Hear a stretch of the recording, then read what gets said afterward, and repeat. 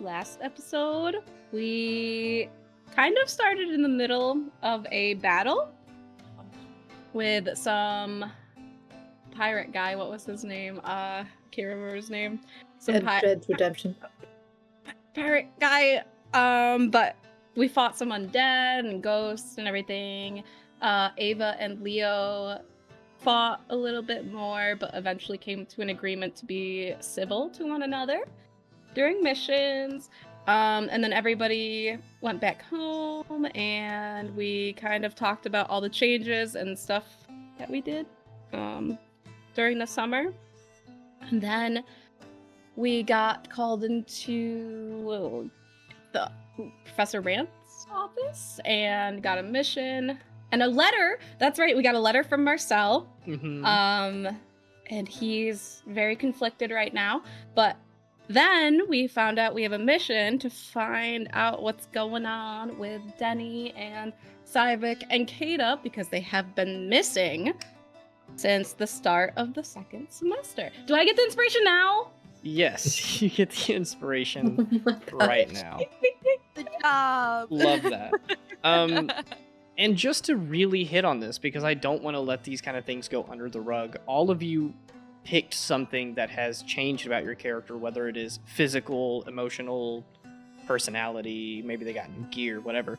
So I say let's go down the order and just call those out again, just to really re-emphasize those so that the rest of the party knows what's going on, so that the audience knows what's going on.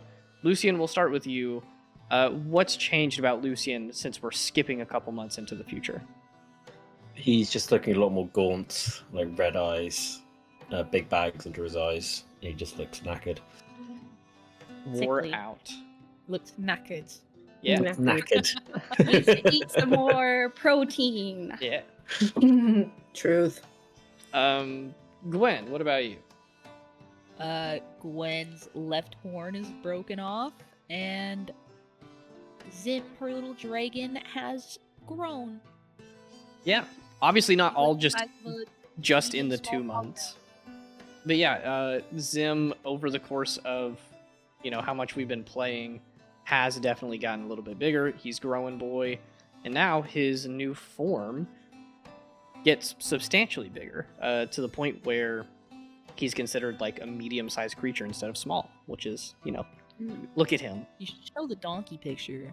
If I... When it comes around to that, I might show it. I have to go back in our chat and re-download it. Ava, what's new with you?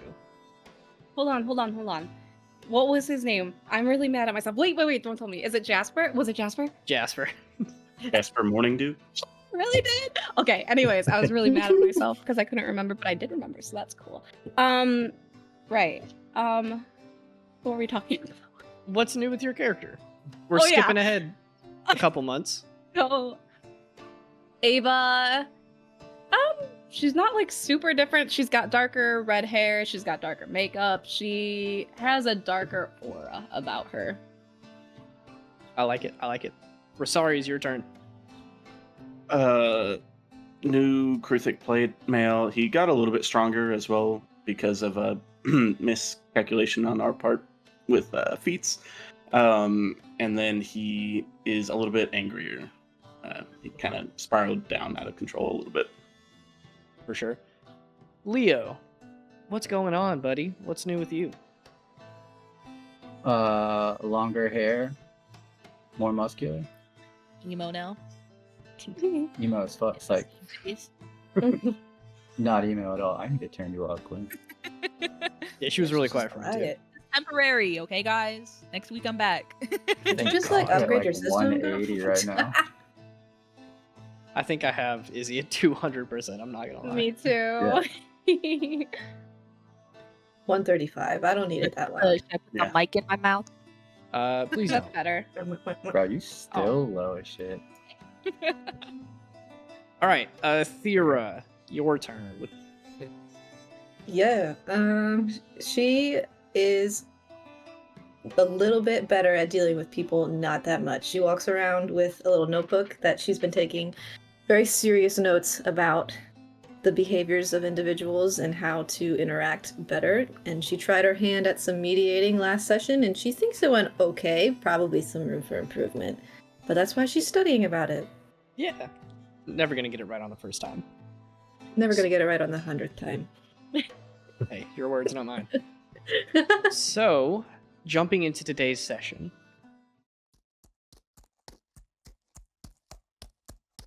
You guys are in a small but very nice carriage. It fits the 6 of you on these little benches. There are these like little side tables where you guys can put bags. There's like a trunk in the back. You're sitting in this very nice carriage, the sun filtering through the little slits in the windows. You guys can look out and you see gorgeous forests. You're in a completely different area of the world right now. You're not in Wisteria. You guys took Professor Corinth's teleportation circle to this little sleepy village called Highwater Crossing, next to this very nice, beautiful, serene river, birds singing constantly. And from there, you were awaited on by a carriage sent by the Maelstrom family. The mission that you are on right now is Sivik Maelstrom, Kada, and Denny are all missing. They should have been back at the school already. We're 2 weeks in, and there's been no sign of them. So you're being sent to Sivik's family to figure out what's going on. You were requested by Damon Maelstrom, his father, and to just put into context a couple of these pieces that are going. Sivik was Leo's roommate. Sivik is this bright-eyed, kind of younger, cheerful, youthful guy. He's very socially awkward. Sometimes he tries a little too hard to make sure people likes him. Kada is obviously Rosari's adopted sister, from what you guys gather. They grew up in the Order together. You guys have been there. Rosari's is very protectful of her. They grew up basically from being infants to coming to the school together. And then Dennis, is an Owlin sorcerer. He's very quiet, but definitely a goofball when you get to know him. Lucian would know this since they were roommates first year. Very intelligent, very wise little guy, but just has some quirks about him. He's a little weird. So you guys are in this carriage for a few hours, trekking north. The trees look completely unfamiliar to you. You're used to, at this time of year, seeing the green shift to orange and gold, even some red. Here, that green goes in the other direction. The leaves turn a bluish purple tone before falling to the ground, some of them even lighter pinks. As you're traveling, the wind howls, and you guys are stuck in this carriage for hours and hours. I think being stuck in this carriage for hours and hours might be driving a couple of you a little insane. Your friends are missing. You don't know where they are. I'll let you guys pick up from here, and then as soon as you're ready to say, we arrive at the city, you have every ability to do so. How's Rosari's? Right. Sorry. What was the question? What? How's Rosari's looking? Oh, I'm probably sitting next to you. How are you looking?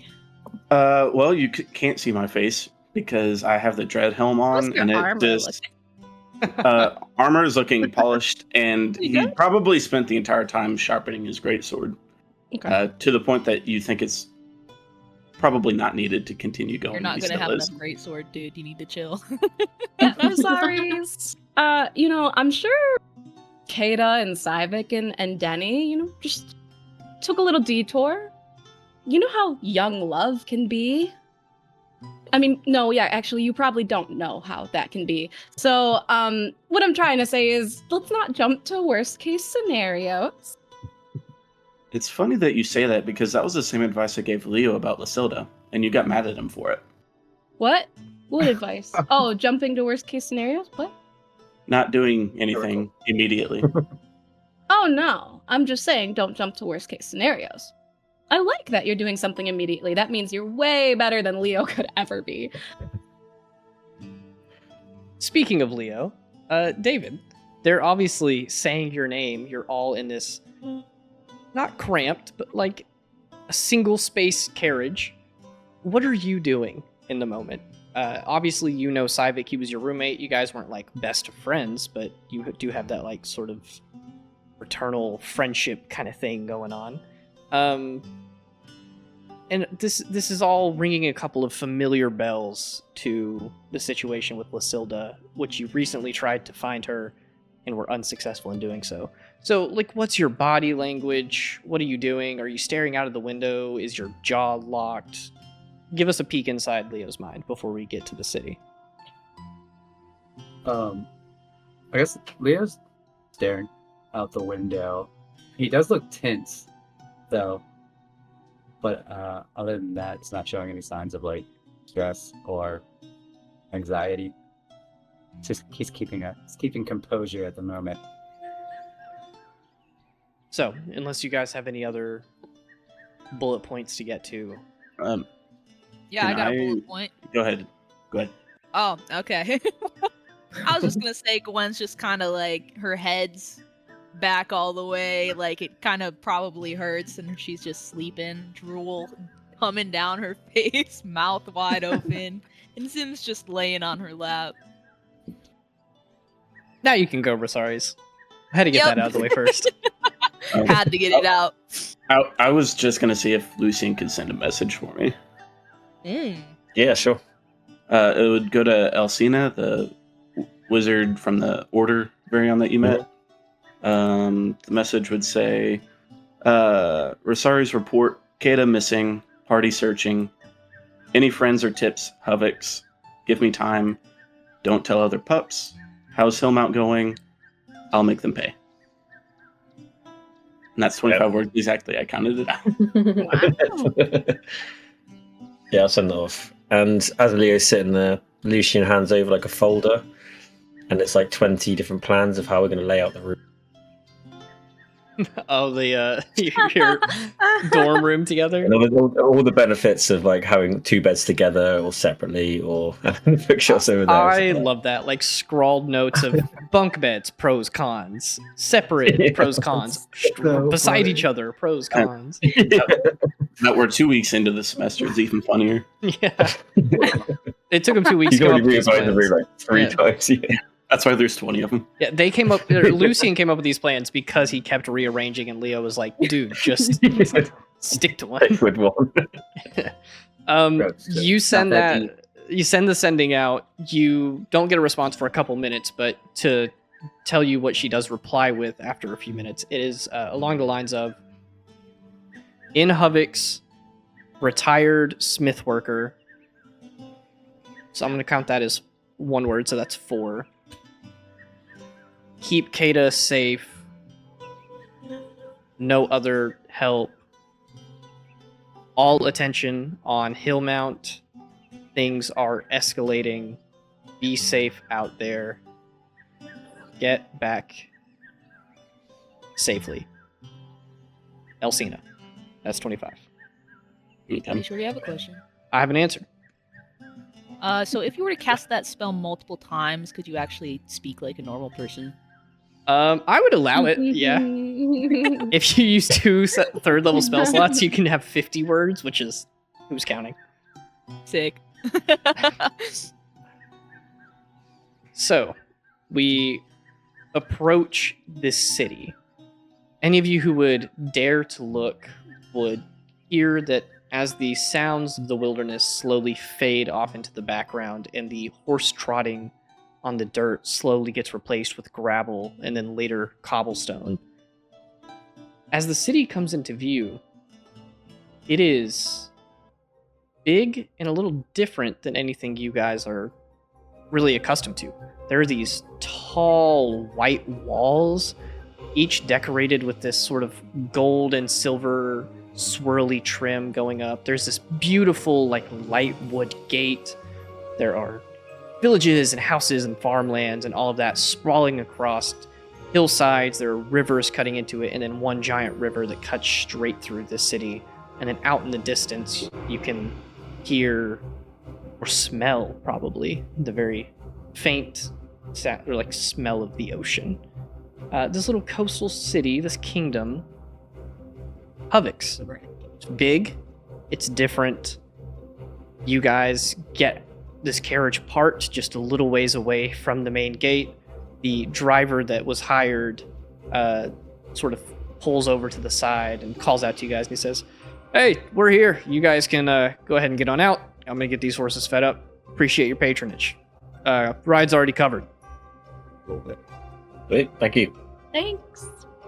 He gives, What? Are we there? Yeah, wake when up. it's Wake time up. to Get wake out of up. the carriage. Okay. yeah, he like slams on the back of the carriage, and he's like, "All right, I don't want to have to clean up any drool."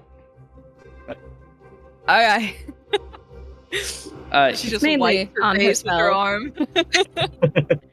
He kind of helps usher you guys out, and he gets you, out of the carriage. He takes the horses away, and then you guys are left on this large cobblestone street leading up to this gate. There are a couple of interesting, and I do mean interesting, types of people running around. Just to give you kind of a reference, the population in Huvix, just to address this now, is much more strange than in Wisteria. In Wisteria, humans and elves, some halflings, those are the dominating species. Here, you guys stand out just because you actually have skin. There are these elves that don't look anything like the elves you would know in Valenrun. No, their skin is blue, their hair is this long, almost slimy green. There are dragonborns, a couple, not a lot, walking around. Gnomes dashing from one house to the other. These tiny, like smaller than halfling little people. Tieflings and Goliaths aren't even that uncommon here. But the main thing that many of you might have never seen outside of Ur-Loomis is there are a lot of animal humanoids here. There are Leonin, like lion people. There are Tabaxi, the cat people. Aarakocra, bird people. Owlin, owls. There's even maybe a couple centaur, a couple of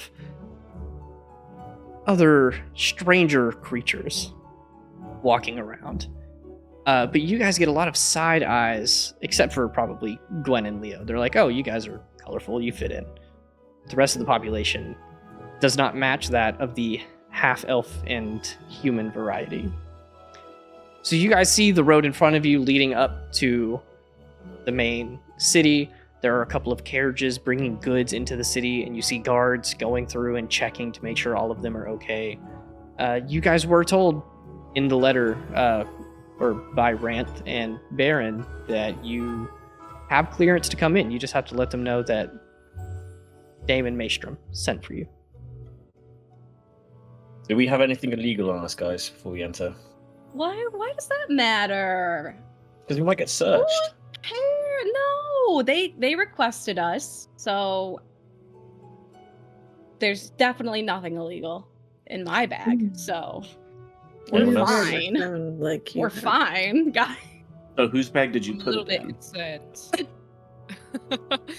If they empty out the bag of holding, it's all going to be good. I mean, I didn't put anything strange in there, but Ava might have No slipped it limbs. past me. Dead bodies, anything. I think I would have noticed if she was putting a dead body in it. No, Yeah, you that's- wouldn't. yes. No, you wouldn't. You want to bet? Are You want to bet saying right you- now? Are you saying Do you want to did bet it? with me on this? Because I will prove you wrong. You don't have the don't. money to place a bet. Fuck. And I don't have a dead body right now either, so I guess you win. My insight check is if she looks at Leo. Oh my What? god. It's not gonna been please don't 5 bring- minutes. Okay, Who's this good to go man then. we're supposed to talk to? I'm not sure. We Let's just find tell out. them that we are here because Damon Maestrom requested us. Go on Okay. then. Go on. Alright, Go alright. on, Lucian. Actually, and Theory, Kira. you're practicing this. You want to do it. Yay! You're practicing Athera. the social thing, aren't you? So, give it a Go try. on. in controlled environments, this is not. This is as Controlled. controlled as it can be. They are requesting us, so you just let them know. I'm gonna like tap you on the back and push you forward. I'm like, don't... I'll walk up to whoever is there that we're supposed to talk to. Yeah, you. Oh, tell them there's nothing illegal on any of us. Yeah, good. Yeah, good idea. Yeah, you stop with that. cut No. through the like line of the carts that are waiting outside. You see almost like businessmen who are just sitting there impatiently waiting, like tapping their foot, checking the time, like, oh my god, this is gonna take forever. You stroll straight past them, past like a dozen or so of these wagons, and you walk straight up to one of the guards who just finishes checking up a cart, and he says, all right, you're good to go. And he goes forward. The gate, instead of opening up towards the ground, opens in reverse and comes down, and then the person travels right over it, and then it closes right after them. The guard sees you walking up, scans you up and down. It is this Harangon, like a rabbit person, so their ears are like tucked back, and you see them popping out of like a little light armor helmet that they have going on. They don't even seem to have any weapons on them. But they see you approach, and they just go, can I help you? Oh, that's so cool. I can do that too, but much smaller. And I like kind of start to form like rabbit ears a little bit. Please give me a persuasion check. I'm gonna see how well he Wrong receives start. this. Actually, hold on, wait. I'm gonna steal something from Brennan Lee Mulligan. I want you to roll 2d20 and take the result that is further from 10. I already got a nat 1. Okay, well, Okay, do it again then. you can roll again and see if you get a nat Further 20. from 10? Yeah. You might get a 20. Maybe it's funny. Nah, it's a 4. Okay. Jesus. Oh my god. Oh, no. He just looks at you blankly, and you can tell that he feels like you are being very like insensitive. You're not relevant to this area. You don't know the culture, and you're like in the worst way possible trying to fit in. And he just looks at you, almost no expression. He just says, "Right, back of the line then." Ava's gonna run up. What? Athera, did you was tell just- this man that we have been requested by Damon Maestrom? Well, no, I was just complimenting his druidic ability. I didn't. Oh. Oh no. Are you quite sure that he's a druid? Might have Well, offended. last time I checked, nobody else could transform into animals. He blankly looks at the two of you. Obviously, he heard the name Damon Maestrom, and his eyes kind of opened up a little bit, and he looks at me and he goes, I don't know what a druid is, but if you're here, if you're the group that Damon requested, he's let us all know ahead of time. So yes, we yes, can we get you are. in. Let me go see if we you. have someone who wouldn't mind escorting you up. In the meantime, please glare at Athera. take... And don't worry, we don't have anything illegal. No, okay, Good, I'm good, just good. gonna cover her mouth and just bring her back to the group. If you guys will, You did enough. wait over here Take off that. to the right of the gate. I'm gonna go find someone. He walks off. You see him go like into the door that leads into like the little almost bastion like system that is beside this gate. So he like goes into this wooden stone tower, and then a couple minutes later a couple of other guards come out. One of them is a centaur, and then one of them is a satyr. So he has like goat legs and like little horns coming up, much like Professor Mineo. The centaur walks over to you guys. It's this kind of older woman. She's got like this very dark skin, so it makes like a nice gradient as it goes into like the deeper, rich horse fur on the bottom half of her body. She walks over to all of you guys, crosses her arms, and she says, "So, I've been told that you guys are here on request of Damon Maestrom. Is that correct?" Correct. Mm-hmm. Great. Mhm. Detectives. Well, just normal policy. We are going to have to search you guys, so we Oh, need you shit. to each go through a little Right. system. We'll detect any magic. If there's anything that looks a little dangerous, we'll identify it, make sure that you are, allowed to bring that into the city. And then if you have any extra dimensional spaces, I know you guys are coming from Wisteria, and a lot of those get produced there. We will need to search through the contents of that as well. You have my word. We don't have anything illegal. That should be Great. enough. But no, quick it's question though, what's considered Okay. illegal? Good question. You know, because I'll let you find out. Oh shit. Oh, fuck. Well, Ava, you should be fine. You said you didn't have anything. Yep. I don't have any. Inside check. Fuck off. At this has point, loads of poisons on her. I'm Check. tempted to roll an insight check.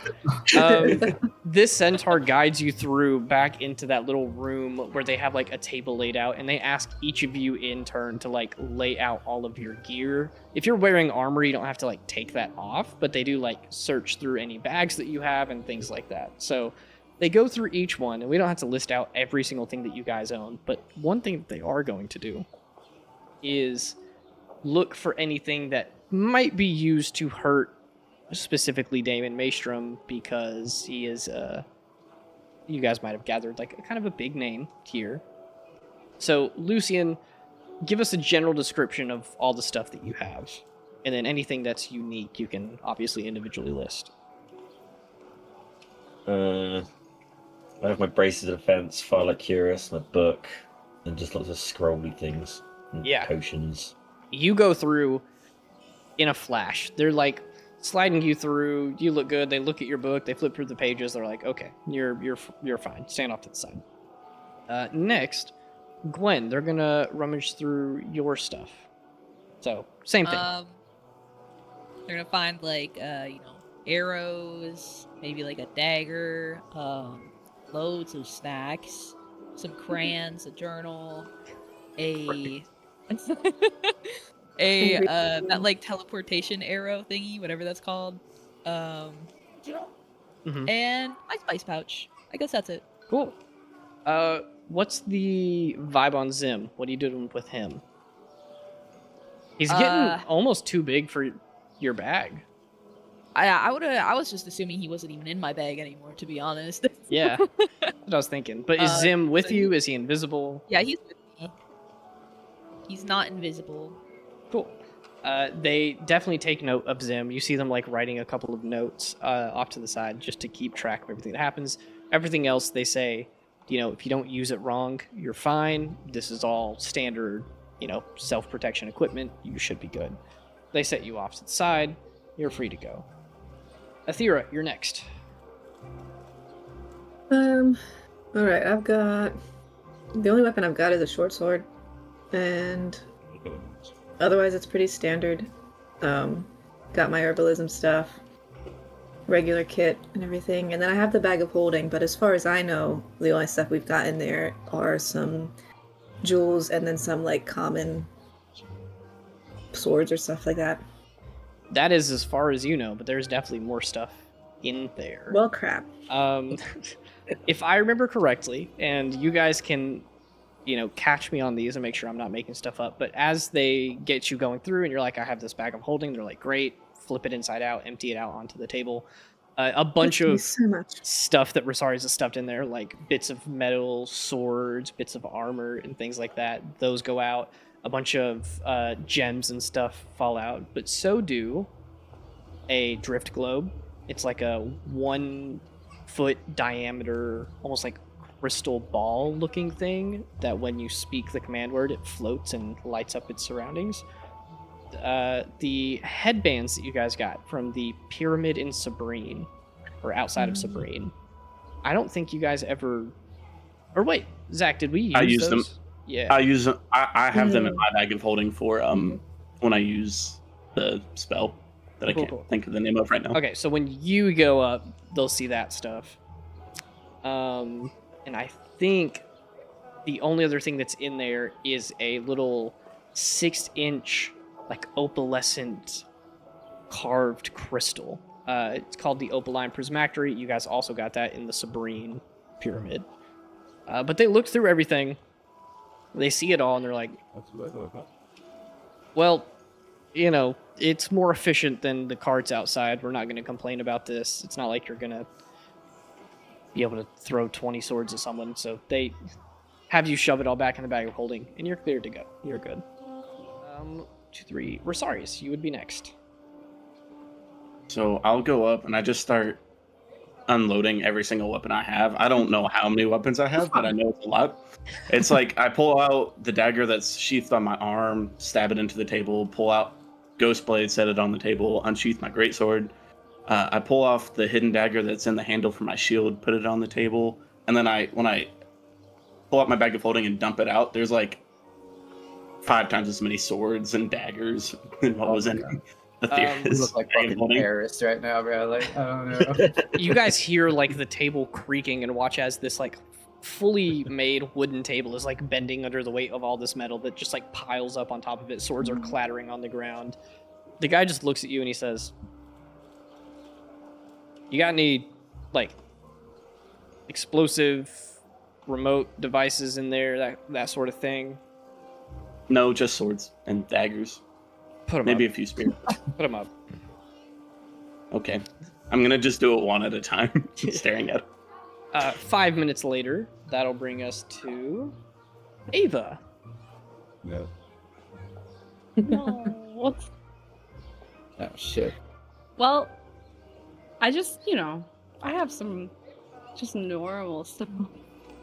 I have, my whip, my sword, some daggers, a bow, some arrows, and I may have 13 things of poison and a grenade. Oh my god. A grenade. We're cooked. We're fucking cooked. Oh, good. I didn't know they were gonna search me. Well, Yeah. I'm gonna That's very special to me. I'm gonna let you decide whether you No. left some of this stuff at Loomis. Like, do you need all of it for every mission? God. So I need you to tell Not me all of it. realistically, being so honest, how much Like do you have the on you poison. right now? I mean, the grenade could be used for any kind of situation. She got all of it. She's got all of You She's have a got all of it. grenade on you, dude.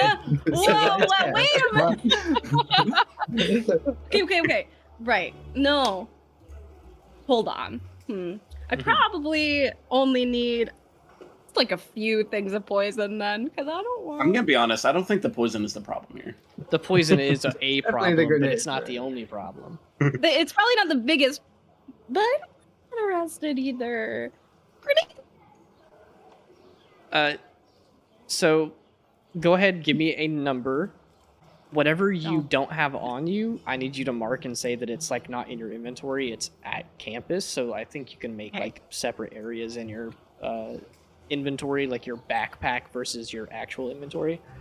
Okay. So give me a number of how many things of poison you have on you right now. I probably have. Of the 13, I probably brought 3. Okay. You set the like all of this stuff out on the table, and then do you set this out as well? No. Okay. Can I like sleight of hand, like put it on my armor, or like hide it in my armor? I will let you roll sleight of hand. Before I came up here, I don't know. I don't I'm gonna want say, my give me poison taken away. one check for the 3 poisons, 1 for the grenade. So you're basically rolling with disadvantage here, Okay. I'm rolling with disadvantage. basically. That's not nice. I'm in turmoil right now, Shorty. Okay. So the first one is a 19. Don't. What does that mean? What's the second one? What does that mean? Oh, okay, the second one. Second one is also a 19. Cool. Well, they rolled a 19 for their investigation check. Oh, So players are the main characters, meet it to beat it. I'm gonna say that you very carefully, like, these vials are not big. They're like the size of a finger. So you like have them taped on the inside of your Stuff them. armor where like no Stuff one them else in can even there. see them. And this grenade is just like a little chunk of metal. So Yeah, you kind of it's just in my like pants. set it with your In my pants. why? I'm gonna roll another investigation check to see if they find that one. Going They in do my not. pants. They do not. Like they see you Okay. putting it in there, but they don't. No. You're able to, slide it into a pocket. And plus, if they see it, it's just like a little hunk of metal. It's like Yeah, scrapped it's not a big together. deal. It just looked like a little ball of metal that someone welded some of the pieces together. So they look through all this and they're like, okay, you guys are good. We have an escort set aside for you. As you're walking through the city, we're just gonna let you guys know. We know you're not from here. Don't talk to anybody. If someone asks for your name, don't give it. Don't say thank you. Don't accept any gifts. And certainly don't offer money to anyone out in the city. You are free to look. You are free to observe. It's just safer if you don't interact. Even if they're like homeless, though, and like clearly need help. Especially if they are homeless. Oh, okay. Vague, but if you say so. Right. So like I said, we'll have 2 guards stationed with you. The centaur motions over to the side to the satyr that was with her earlier. And then there is another one of those little like sea elf looking people with like the kind of bluish greenish skin, the like almost seaweed looking hair off to the side. And she says, they'll guide you through. Follow them. Anything that you guys stop for, they are just basically your escort. So I'm not going to say that they take orders from you. They don't. But they'll guide your way. They'll follow you. They're going to make sure that you get there safely, and that's their only job. If you choose to get yourself into trouble, that's on you, not them. That's all I'm trying to say. So, welcome to Huvix. And she motions, they open the door, and the satyr guard motions, and he says, right this way, guys. I'll follow. You guys follow, you go out the door, the sun blinds you for a second, and then you see a sprawling city with some of the houses are 4 stories tall. They're built crooked and then realigned. Some of them are weirdly shaped, like there are some houses that are built like an L and then come down, almost like a Tetris piece. Then the other houses are built around it. Everything is a modge podge of different colors and activities. There are people walking by immediately as you guys step out of the door. A like large turtle person is walking by and like bumps into whoever comes out first and just goes, "Oh, excuse me," and then continues walking off. There are people walking through, tossing coins into the air. Some people are walking, trying to get people to buy some of their wares. Plenty of different sights and eccentric opportunities await you.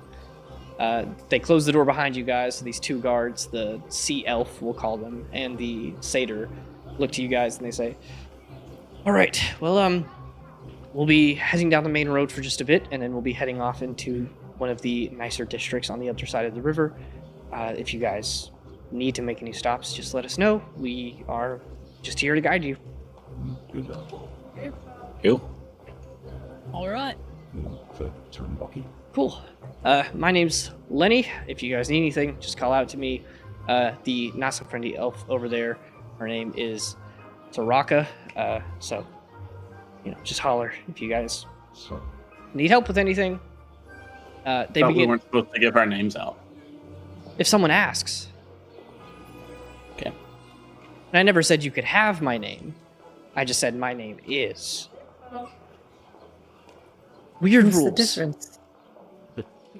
If I ask you if I can have your sword, is that different from saying that is your sword? Well, I mean, yes, technically, but it's a different. Okay, you get context. No, No. exact same context. So, follow me. And he begins guiding you guys down. The city is bustling with people. There are hundreds, thousands of people walking through different alleyways of all different sorts of, garb and the different species that are here. You guys see a lot of fun, cool things. You even see some people entertaining on corner sides to playing music, performing little shows. It's not until you guys get to a little plaza where Lenny says, they were approaching the the neighborhood that the Maestro Manor is in, you guys see plenty of market stalls. You see like this beautiful fountain with this huge centerpiece statue of like a mermaid spitting water up and out, and then it sprays out and it seems to like magically twirl around. But as you guys are walking through this plaza trying to get to this nicer neighborhood, a nice tiefling gentleman off to the side, he's got this kind of burned red skin, long black hair. He's wearing a really nice purple suit. He looks very, very wealthy. He has like a little top hat on, and he kind of raises it up a little bit to look at you guys as you guys are passing, and he's flipping a coin into the air, and he sees you guys walking past, and he just goes, "Ooh, a couple of travelers from out of town. You guys don't look like you're from around here." No. No, we're not. We're from You can't have our school. names. Oh.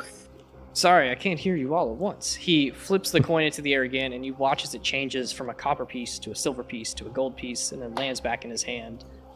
And then he opens it, and it's a little card. That was cool. Nice trick. Oh, you got to do something to entertain the people with coin in their pocket around here. Well, Do I listen, recognize any magic in that, or is it sleight of hand? give me an Arcana check, but I'm going to say with disadvantage. You're out of your element here. 19. Not bad for disadvantage.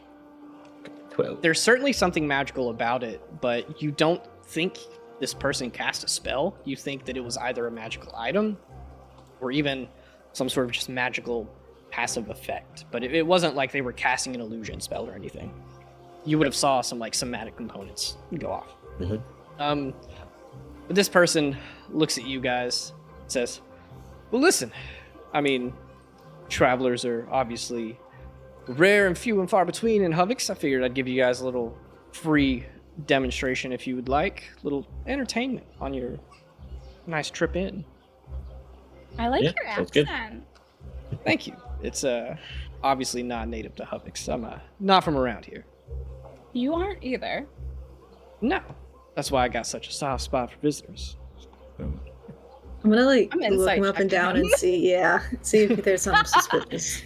Sure. Tell me what skill you're using, because I'm not going to make you narrow this down to one. Oh, I can use a lot? Yeah, I mean, if you explain how you're using it, I'm all for Sure. it. I'm looking him up and down. What? Giving him the eyes. Cool. Do you think that would be an investigation check or an insight check? Insight. I'm looking at like body language and any like certain things he's doing while he's talking that might signify that he's not being exactly truthful. Sure.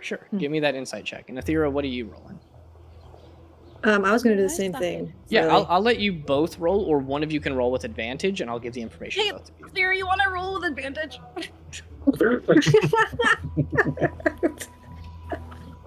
I'm like looking. I'm like actually studying, and Ava's just standing there like nodding. I'm just like looking him up and down, like, yeah.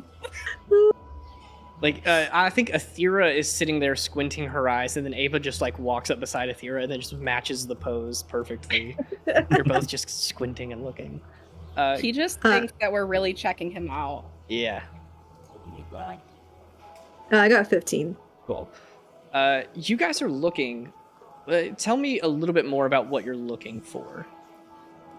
Like, what exactly are you inspecting on him? Is it his body language? Is it his clothes? That magic coin that he might have?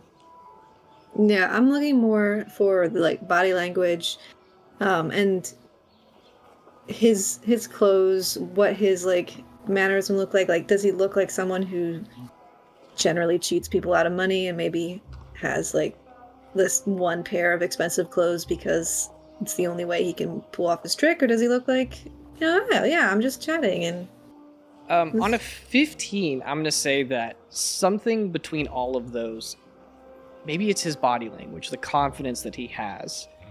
It doesn't feel like he's putting on a show, if that makes sense. Like, this isn't one of the things that you walk past on the street and you're like, oh, that's a rehearsed routine. If I come back same time tomorrow, I'm gonna get the exact same spiel, the exact same like coincidences, the exact same magic of the first viewing.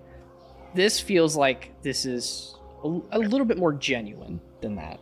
It's not necessarily a facade put up. It is probably just this guy might actually be an entertainer, and it's a weird mixture of that. He is an entertainer and probably makes money using magic and abilities and stuff to like give a show, but it doesn't seem like he's putting on a show. Nothing about it seems fake, if that makes sense. I'm gonna like lean over to Ava, just also have like my arms crossed, and I'm kind of like, I mean, he just seems like your typical overly enthusiastic entertainer. Yeah. I wouldn't waste your right. coin. Yeah, I don't trust him. That accent is too good. I don't recognize it. Looks like I was he gonna has say, do I recognize the cowboy accent? boots on. No. Cowboy You boots are guys bad thing? hear hints of different places. You were recently in Averton, and it sounds a little bit Huh. like that, but it's definitely not the same. He sees you guys looking at him, and he just goes, Now, I hate to tell you, but this suit was custom made. You cannot get one of your own. It's one of a kind. It just looks so nice. Well, my apologies. Well, anyway, I wear dresses anyway. I respect that. Sometimes I do too. Teach their Alright. own. Custom-made suit looks better. I agree. Oh, guys, do you remember my romper? Oh my god. I tried to forget. Now, I love Wait, a good Trying to romper. forget. Sorry. Well, now listen, before you guys get on with your merry little adventure, I'm sure you have many important things to be doing. Like I said, I can offer a free show if you would so like. Yes, please. Free? For real free? For real free. I like You don't have free. to pay anything. I feel like you're trying to steal our We souls. probably should just that get what to you're doing? what we're supposed to be doing. Yeah, we really shouldn't stop. It won't take long, will it, sir? Didn't they tell us not to stop for anybody? Yeah, but it's fine. He seems fine. You read him. He seems fine. He leans forward a little bit and he kind of points with his thumb at the guards and he's like, Did they tell you not to stop for anybody? Yeah. Well, Maybe. from one visitor to another, why come to a new town if you don't get the full experience? We're not No, here for you're an experience. so right, actually. Oh my- You need one a persuasion check on me. I absolutely. That is 19. Yeah, he beat me. Um, Come on, let's stay. Let's stay. He kind of looks at you guys, leans forward, and as he leans, like a table seems to appear and manifest under his elbows, and he rests on it, and he says, Now listen, of course they're going to tell you not to indulge in the livelihood that they have going on, but when is the next time you see yourself coming to Huvix? And he sniffs the air a little bit. You smell like Wisterians to me. Some of you more faint than others, but strange origins from the rest, but certainly none from this area. Here in Got a good nose. the greater area, Huvix, Windromeda, Callisto, you're never going to find anything else like it. I'm sorry, Never going to but find why are you anyone else sniffing like us? me. Oh my gosh, this guy. I like this guy. Okay, guys, let's gather around. Come on. I Let still- the I man still do I'm it. No, looking I at didn't, Ava like, you know. has she been completely mind washed? His accent. I thought you said you didn't like it. No, I know, but now I do. My mind changes really quick. You're not You're gonna think noticed. about how he just sniffed us. That's No, that makes me like him more. He's free. Yeah. Well, let's be honest here. I respect your boundaries. I did not sniff you. I sniffed the air around you. You just smell that's of like the same thing. Wisterians. though. Well, what do you smell when you smell the air around me? Deception. I really want to know. What does he smell like? Do it. I mean, if you guys want to lean forward a little bit and sniff, I will tell you what he smells like. Okay. Yeah, it's- Okay. The tiniest hint of cologne, but the biggest smell in the air is this rosy lavender, like kind of soft floral scent, and then a little bit of like a very nice subtle cologne. You smell good, I guess. A little bit too much cologne, though. Need to it's wear good. your natural musk more, mate. Come on. Well, my apologies. In this suit, in this summer weather, it is not the best musk, if I may say so. How do you expect to get the ladies? I think he does Or the men. a I fine think he did job. alright. Don't judge. Normally, my charm does the trick. All right. If we're done smelling each other, we should probably go. No, we should. What he wants to do something nice Yeah, for yeah, us. It'd be quick, right? So yeah. Let your friends indulge in the show. I only need one volunteer. 2 or You don't 3 have could to be great. watch, Athira. Come on, just let me have some I will fun. stop watching, and he'll like teleport you to somewhere random, and we'll have to chase after you instead of Kata. No. First of all, We mission do have more details, not important to some things stranger. going on here. Do you remember? Just for a what- second, fine. You Just guys be quick. go. Just be quick. We'll be quick. We'll be quick. when we were Me talking and about- Lucian will stay. We'll catch up. Look, we have some missing classmates right now that've been gone for a week and a half. Ava's completely ignoring you now and just in front of the guy, like, okay, Yeah, Alright. same. go ahead. I'm gonna watch Ava and the guy. Okay. Give me 10 seconds. I need to run and grab something before we get to this next part. But you guys can Okay. talk a little bit as a group, mean? and then I'll be right back. I just gotta. have That's to really retrieve weird, something. No, Shorty. it's not. No, it's not. That's Don't worry really about it. weird. He's Why got a do you tinkle. do that? No, he said he's Tinkle getting girl. something. I don't like that. Is it a cat? No, it's just. Okay, I okay, hope he that's a comes back cat. in costume. Cat, it's I okay. hope he comes back in costume. Wait. Fanny also changes her mind very quickly. Yeah, no. Ah, you caught that. That's just me.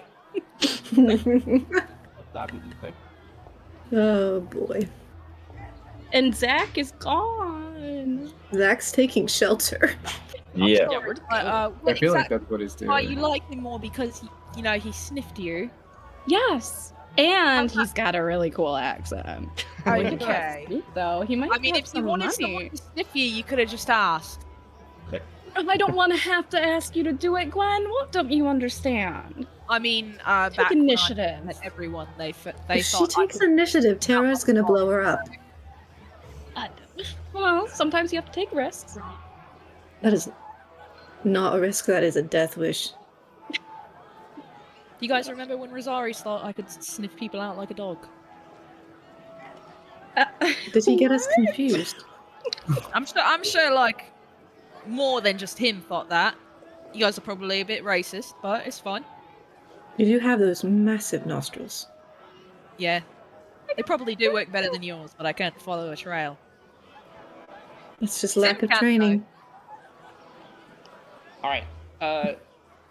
The guy looks at you guys, waves his hand over the table, and you guys watch as a deck of cards appears splayed out face up. You see all of the different suits: kings, queens. You see hearts, diamonds, spades, clubs. It's perfectly in order. So ace, king, queen, jack, 10, all the way down to 2. Then he waves his hand again, and they disappear and reappear in his hand, and he says, "Now, the game is very simple. It's just a little competition, but I won't make you pay for your first one. I will put a gold piece down." And he puts a gold piece on the table. And he says, "Now, before we get any further, who of you all is playing?" This is a game? Yeah. Come on, Gwen. I'm playing. Fine. All right, we have 1. We have 2. Me. Blue got one. 3. Is that a 3? We have 3. Okay. Fine. Go ahead. Take a spot on the other side of the table. He gets you guys set up across from him. He sets 1 gold piece in front of each of you guys, like on his side. He says, "Now, the game is real simple. I'm going to draw 3 cards and put them face down. And you're going to draw 3 cards and put them face down. And then we flip them over at the same time. If yours beats mine, you win, you get the gold piece, and maybe a little extra bonus. But if I win, I keep the gold piece. And normally you would put 1 in as well. But, like I said, free show first." What's the bonus? Like a smooch on the lips? Because I feel like Ava would really like that. Oh, nothing of the sort. He leans forward towards you guys and he whispers a little bit so that you can hear him over the crowd. He says, "No, these aren't just any cards. These are magical cards. When you win a game with these, they like to treat you well."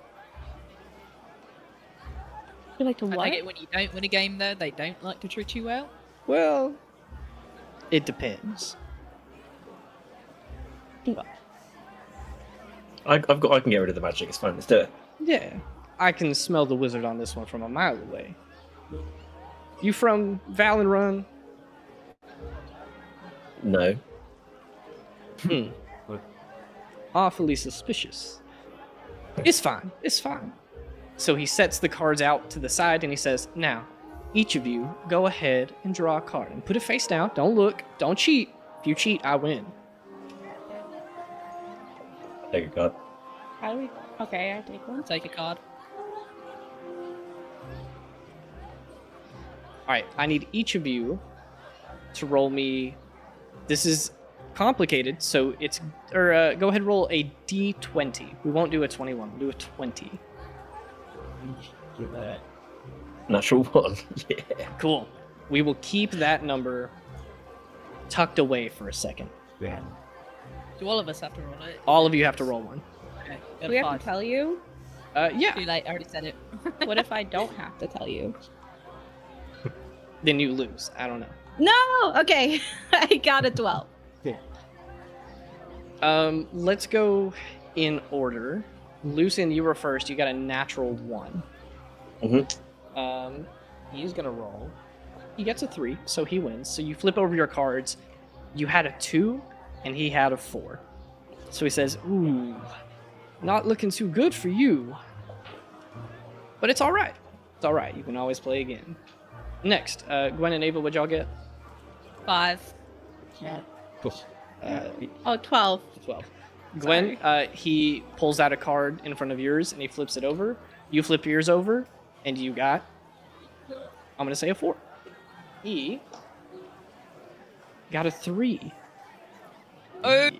So he looks at you and he says, "Oh, okay. Nice." He slides the gold coin to you, and on a 5, you hold up the card, and you look at the card on the table, and you watch as the appearance from a 4 of hearts, we'll say, it shifts and looks like it's burning away until nothing but a little, like, black burned card is left there, but it's still completely solid in shape. And he says, "Now go ahead and pick up your winning prize." I pick it up, but a little bit, like, apprehensively. You hold up the card, and he says, "Now, blow on it. It's real gentle. Good thing you told me gentle, because I was going to go crazy with that blow. Just like a dandelion." Okay. You don't blow dandelions hard. It's pretty fun, but yeah, I'll try. You do it, and the card turns to dust and fades away and whisks off into the wind. And you feel a strange power bubbling within you. You almost feel like you're packed with energy. You got to get it all out. You can increase one of your ability scores by 2. Thick. Oh. And it can exceed 20. Whoa. Whoa. What? So go ahead. Do Wait, that. what happened What? to Lucian? Did you win, Lucian? No, I got a natural 1. Well, what happened to him? Nothing. I guess we'll find out. Oh, Oh, no. okay.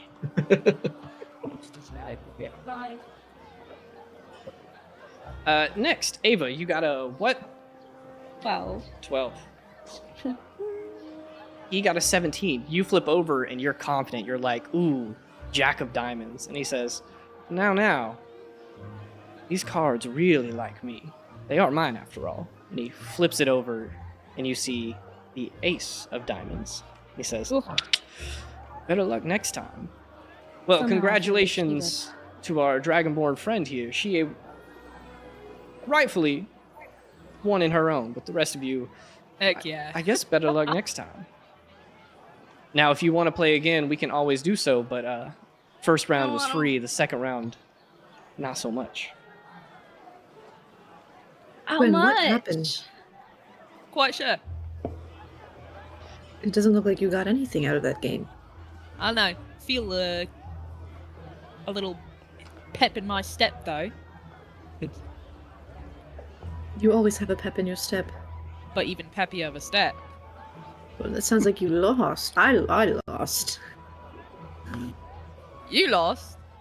Oh, Over the How much table, is another Izzy, game? what skill are you increasing? Dexterity. Cool. Is your total over 20 now, or is it? No, Okay. it's 18. This guy leans forward and he says, "Well, now I think that maybe not all victories are so ostentatious that you can see them immediately. Your friend here looks like she is dancing around on her toes a little bit, but do you hear her walking?" I'm gonna like actually inspect Gwen and be like, what happened? Like, Azira's just trying to figure out what's different because she's a little bit concerned. What happened to the card? And I'm gonna if this say, guy is just I'm gonna call this an investigation check. This one's gonna be intelligence based. of course. And while you roll that, he leans forward to the rest of you and he says, "Now we can play again, but the rule is you can play as many times as you want. It is just 1 gold piece per card. So if you would like to take the risk, your friend did pretty great." I'm playing again. Does this mean I also get a gold piece? Yeah. Yes, it does. Oh wow! What'd you get on that roll? 18. Not you. I meant Thera. But you Oh. can Okay, keep I that. wasn't- Keep that. You already said you want to play again. That's fine. I got an 8. Okay. You're not really able to pick anything out immediately, but you did hear Gwen say that she just felt better, so I don't know, maybe it's something about her I mean, these were magic cards. You saw it burn and then fade away, so maybe it gave her like a little bit of a buff.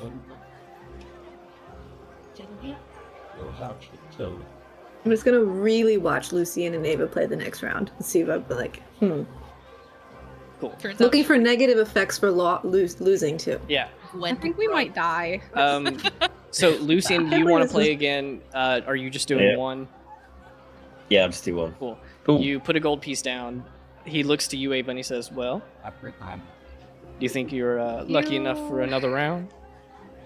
You really sucked me in. And I just slam a piece down. Oh god. Fantastic. 1 card for you both. Go ahead and draw. He sets him down. He's been shuffling them in his hands this entire time. Lucian, you got an 18. He's going to go ahead and draw against you. You draw an ace. He draws a 10. You win that one. So give me just a moment. Cool. What'd you get, Ava? I got a 19 this time. Ooh. Let's handle Lucian's first, and then he'll handle yours. So he sets down a card. You beat him, and then the card burns away, and he says, "Now, exact same thing. Go ahead, give it a light little whew." You do, and it fades into dust. And as it does, the particles of dust flicker and float around you until they start shining, getting bigger and heavier, and they fall at your feet. And 250 gold pieces worth of gems appear at your feet. So it's a Oh. collection of diamonds and emeralds, sapphires, rubies, a lot. I will let you choose. You can either add 250 gold pieces to your inventory or 5 of each of those, and then the total will equal about 250 gold pieces. Or we'll say 3 of up to each you. of those. Okay, yeah. So all of that falls, and then as it falls to your feet, you look at it, and then it just changes and breaks apart into gold coins, and he says, "Now that is a mighty fine victory you got yourself there." Gwen, I think you got gypped. Yeah. Ava, you also draw an ace, and he draws a queen. He says, "Ooh, I thought I had you on that one." What was your number again? Was it 18, 17, 19? 19. Okay. Yeah. 4, 9, 14, 19. Are you damaging me? No. Why are you counting numbers? You're scary. And Ava goes down. Can I get my money back? You got a coin. You go. You didn't spend anything you made. Yeah, honey. they got gems. Come on. I don't know what I got yet. Wait, The did I? card burns away, and he says, "Well, go ahead. You don't need my permission." You can blow it. You do, and it fades away, and nothing seems to happen right now. But you do feel almost like a little string tugging at your mind. You're not sure where it's going, and it's so faint, but you feel it. You said these things treat you good if you win, right? Yeah. Are you sure? Like, Oh, of course, of course. Ava, what's wrong? just a little weird sensation. Sure, it's nothing to worry about though. Should be fine. Right, because your face is definitely saying that. Now, You're you've fine. duped me out of some of my money. You have played the cards well. Let's up the ante a little bit. Next round, 10 gold a card. Oh my god. If you'd like to keep playing, that is. I know you busybodies have places to be. These guards are obviously a little impatient. All right, last time, and then we'll go. Okay, 10. All right. I don't think this is a good idea. I just feel like I need to say yes. No. We need to go. We all need to go Okay. Tell me before anything First bad. of all, Leo, I'm happens. pushing his First of all. face away. I'm pushing him away. I'll pretend to start walking with him, and then I'm run gonna back. Lucian, take Ava's we shoulder and have be like, to go. Yeah. This is the last one. We'll Well, go. we can No, always do no. one more The round. last It's just a one few was the last seconds. one. So I appreciate everything that you've done here in entertaining these Oh, two. really quick, to stop whatever, ruining but this for me, We Leo. have to go. We have Uh, important things to do, and we need to go. Leo, as you take a step forward towards the table and sort of start talking to him like this, he leans forward and slams his hand down on the table, rattling it a little bit. The cards kind of fly up a little bit. His eyes change from this very pale blue to like they flare red, and he looks at you and he says, "Now, who do you think you are to tell your friends what to do?" And then Gwen does the exact same I thing think- that he. Everybody just see this, or just Leo see it? Leo, you're the only one that sees his eyes flare up red. Damn it! Wow. Everybody else, you hear him, but he looks at you. Leo, I need you to make a wisdom saving throw. Oh fuck! I mean, we could just. Roll high, baby. Fuck. That's a 12. Um, Oh, this is not bad, man. you suddenly find yourself, for lack of a better term, you have the frightened condition, but you are not running away. You can't combat this guy on anything. You go to talk and you just can't find your voice. It's not there, and you almost shrink back into the group, and you feel so much smaller than you were 10 seconds ago. One more round, Lucian? no. I've That's already what I'm rolled. doing. I've already rolled. Oh my god. 10 gold isn't that much. I'm gonna That's take Ava by the shoulders and like look at her Wait. and be like, Ava, I can see in your eyes you're not comfortable with what happened last time. Don't you think maybe it could get worse? What do you mean? I nothing You happened. reacted weird. It just was a little weird feeling, but I'm sure it was nothing. You know, just little things can just. I exaggerated, alright? Just let me play one more time. For what? You got nothing last time. Well, he said the cards would treat me good eventually. Now, our wood elf friend here, if she would like to play, it won't take but a minute. I'll let you go. One more round. Clearly, she wants to Did I participate. notice that Leo is acting weird?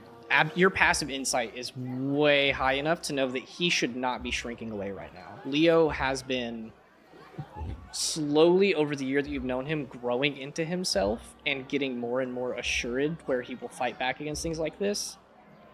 I'm almost going to say on your passive insight alone, you think that this was a magical effect. I'm gonna like walk up to him and I'm gonna like start to transform my face to have some of those glowing green features of the Leonix with like the horns kind of extending, the cat like features popping out. I'll be like, I don't know what you did, but you're going to stop it now and let my friends walk away without taking another coin of their money. He leans towards you and whispers where only you can hear it. The eyes flash red again, and he says, "It's not about the money. And I need you to also roll a wisdom save." Also, did they add the +3 to that? Even with the +3, he wouldn't have succeeded. Okay. But I, Athera, if you want to. I've been going in and out, so I don't Oh, know you what's wrote happening. something bad. I can see it by your face. Oh, No, I didn't even do it yet. okay. So 25. 25. Nice. Oh shit. Nice. Let's go. His eyes flare up and then they fade back down, and you feel this heavy magic push into you, but you fight back and you overcome it. When I sense that, I'm gonna just go ahead and I'm gonna cast Thunder Wave and like blast the table and him as far back as I can. We're gonna get killed. Lucian, you've already put your money down and drawn a card. So you cast Thunderwave and everything flies back, but your card and coin stay exactly where they are in space, and so do the deck of cards. You guys have sold your souls to the fucking devil. You cast Thunderwave, the table flies back, hits him in the legs, and breaks apart. He does not move. I like just I'm standing there with like the table's broken and I'm just like, Ava, Lucian, we're leaving now. Yeah, at this point, the table has flew 10 feet behind him. The crowd stops and they all look over at you guys, seeing what the commotion was. I'm gonna Lucian, look at Crazy. You're the standing Saris and be there. like, Yeah, after why don't one of you who are stronger go ahead and pick these two up and get us out of here? that's what I was planning on doing, but Lucian's drawn his card, so I don't care. I'm just, waiting for an appropriate time to pick him up. Guys are Really you knows guys It's are not. What if he gets overreacting. set on fire? Yeah, everyone just calm down. It's fine. What is your issue? We're just Can I try playing a to little break out of this game. spell? yeah, I'll say at this point you kind of break out and you're kind of back to yourself. It wasn't a very super long effect, but it did cause you to almost cower behind your group for a minute. I'm just gonna pick up Lucian. You Right, go I'm to gonna- pick him up, you grab him around the waist and pick up, and he is held firmly in place in front of this card. Yep, knew it. Told you what I say. What I say, Fira. Can you get Ava? She didn't do anything yet. Don't pick even up Ava. don't no. Lucian, he looks at you and he says, while they figure all this out, let's go ahead and resolve our little game here.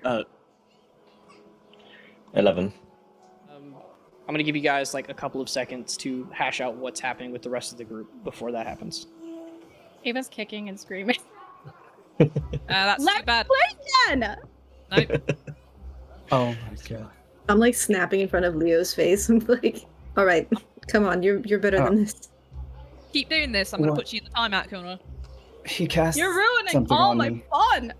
Yeah, I noticed, but we need to get everyone else out of here. Are you Yeah, we'll good? go. Um, D6.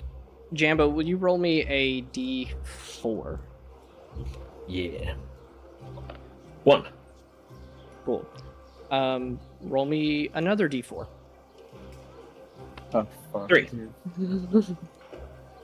I need you to reduce your intelligence score by 4, and you can draw another card. Don't draw any more cards. Leo's gonna pull out his sword, and then a storm cloud's gonna start forming above him. Oh, you're acting crazy. Put that away.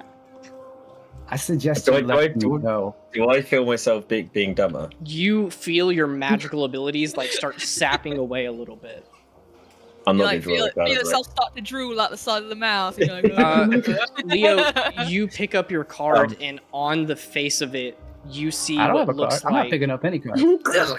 I'm Or, picking sorry, up not cards. Leo, not Lucian. Lucian, my bad. Lucian, you place your card down, and when you look down, your card has been replaced. Instead of the, we'll say, 8 of clubs that you drew, you see the screaming face of a man slowly melting into the card, and then you feel your magical powers kind of sap away as your intelligence score is lowered.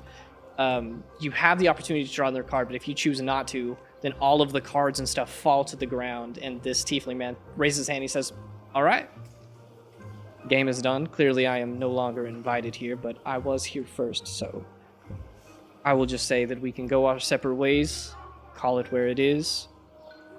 It was a good game. Hey, quick question. Lucian, you also lose 10 gold pieces, by the way. From Yeah, for nothing. Just add that Just- salt just on the a- wound. he Just really holds- twist the knife. Yeah, he holds his hands up and the cards fly up into his hands, and then he kind of claps them together and they disappear. He adjusts his suit a little bit, tips his hat and he says, Quick question. yes. You know any good food here? Oh, Are you there is a serious? Fucking phenomenal kidding me. bakery just across the plaza. Sick, thanks. Ava's Try like there. pouting on her back, and she's like, "I'm Dude, sorry, no. my friends were mean to you. It's all right. You're facing behind me. Too bad. I'm still." He can sense that I'm pouting. You guys begin walking away from this guy. Will each of you roll me a perception check, please? Oh fuck. Yes, sir. Natural 20. Natural 20. Oh my god. Yeah. No, I have a 30, plus 20. Or a 28. but it's still. Wow. But it's better. Okay, I got an 8. Well, you're still being held by Gwen. Yeah, but now I'm looking right at him though, You and can't. I still got an 8. You're just so enamored by that You got accent. to eat because Yeah, you I am. All right, the rest of y'all. 30-20. What did I roll? Hold up. 21. Nice. Oh, look at All of you who guys. got 20 or higher, especially those nat 20s, I'll get to those in a second. As you guys begin walking away, you're kind of like keeping a close eye on this guy, very cautious. The storm cloud that Leo began to summon sort of slowly fades back into normal clouds, the sun peeking back through. But he is still kind of tidying himself. He waves his hand, and the table that he summoned flies back and puts itself back in one piece.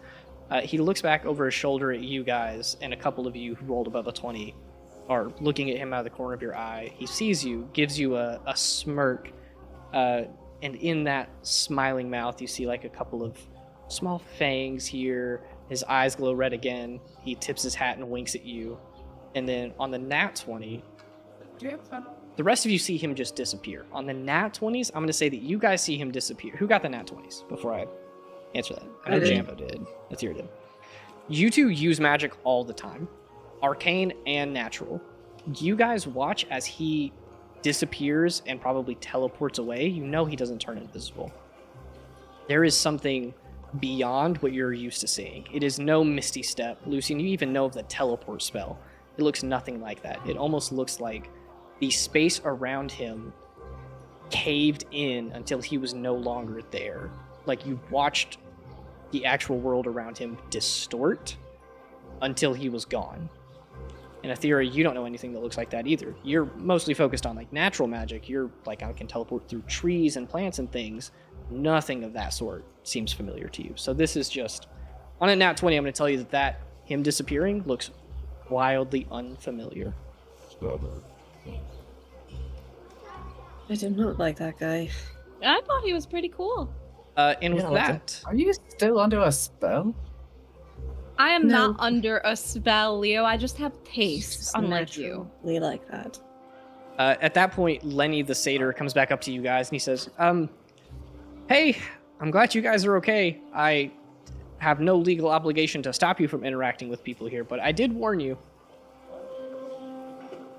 Yeah. That was a fun little game.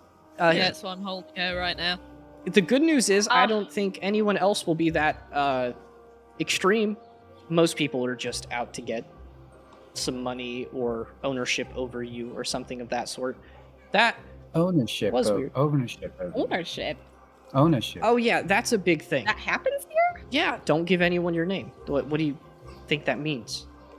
Why? we Why didn't- did we none didn't of do you that. listen to the rules? I just. We didn't. No, we didn't do that. We didn't give. We didn't do anything. Our Well, we gave him name. gold. You talked to him. They literally Well, told us so- not to talk didn't to give anyone. Your green friend It was is right, but to clarify, I did tell you my name is Lenny. That's fine. I did not give you my name. That would be horrendous. Then I'm indebted to you. I'm in service to you. You could force me to do whatever you want. It's a whole big shebang. Well, we didn't do It's that. like giving your soul, kind of thing. It- There's going kind of, to be it's- repercussions from this. I can No, tell. there's not. I mean, apparently I'm more charismatic than I am intelligent now, so. You're all paranoid. Let's just go. I agree. Yeah, let's go. We can head to the Maester Manor now. You guys had your 5 minutes of fun. It was fun. Let's please go. That Let's please go. fun. Oh, Lenny guides Because you we guys still don't know what you through. got. All of you keep your heads down and you walk through the plaza, and then you go up into this nice gated hilly community. There are lots of these beautiful purple and blue and pink trees, their leaves falling and kind of dancing across the hills and valleys. You slowly approach this huge 3-story manor. It has gardens and fountains. It has statues, hedges. It is very well kept, very nice, very wealthy. And you see on the front gate a large kind of curvy M design. And Lenny says, right, well, this is Maestrom Manor. With you guys coming in, I'm sure that he wouldn't mind us just coming up to the door unannounced, but I will leave you here. This district is much safer than the one we were just in. So, go, accomplish your mission. Do the thing.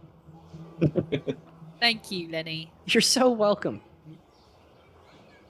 Right, my job's done. I'm gonna go home now. Bye, guys. Bye. Trots Bye. off, kind of like Still holding skipping. Ava. I just wave on her back. well, Did we Well, get that guy's okay. name, the tiefling? Why would Did he we ask get his for name? it? Don't know. Can't remember. I can't remember. No. Anyway, let's go. Let's go. oh no. There we go. All right. Don't worry about it. As you guys push open the gate into the Maestrom Manor, this huge, sprawling, high-class house, we're going to take a little break. Give us about 10 minutes. We'll be back. We'll pick up with the rest of the story, and maybe we'll figure out what the hell's going on with some of those cards that they drew. So, give us just a couple minutes, and we'll be right back.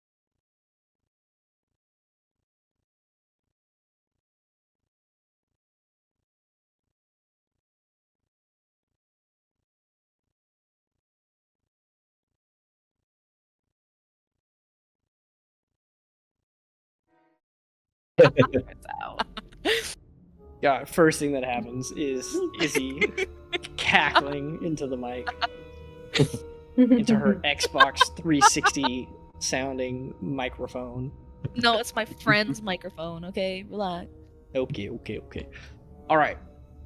You guys travel through the courtyard in front of the Maestrom Manor, passing by well-kept bushes, a nice fountain trickling down. There are beautiful pieces of scenery, beautiful flowers and gardens. You see a greenhouse off to the side. The house is gorgeous. It has these large stained glass windows, this beautiful combination of like dark woods and light metals that it's composed of. You guys approach the front set of double doors, and I will let you guys take it from there. You know that they are expecting you, but I'll let you guys decide how you want to approach coming in to talk to the Maestrom family. Leo, do you want to take lead on this? Because you knew Civic. Civic. Civic. Yeah, he's not a Honda. All right. I don't think you guys are Civic. I guess. I mean, that's his name now. I'm not gonna. All right. Leo's gonna straighten up and I guess. Should I knock? Yes. Probably the best, yeah. Or should we just go in confidence? No. So No. I can kick the door open. Yeah. But no, I'm gonna Typical walk for up and KM. knock. You walk up, you give a nice little knock, and then a couple seconds later, the door is opened by a very pretty, kind of like middle-aged, probably in her mid-40s woman. She has long blonde hair, like perfect porcelain skin, these bright blue eyes. except that her face is kind of red and puffy from what looked to be like she might have been crying recently. She opens it up and kind of like straightens herself up, and she says, "Can I help you?" "Oh, Hello. no, Leo. Yes. Yeah, Sivik told us all about you. You're... Come on in. And she steps by and holds the door open for you guys and ushers you into this nice, beautiful foyer, I think is the word. I don't know. I'm not rich like Yep, these people. It's foyer. Yep. Beautiful Or you can say marble. foyer. Foyer! Beautiful marble floors, nice, like, gilded golden side tables. There's, like, a glass chandelier that's hanging down and, like, slowly spinning, casting, like, really cool little incandescent lights everywhere. She guides you guys in, and then she calls out and she says, "Damon!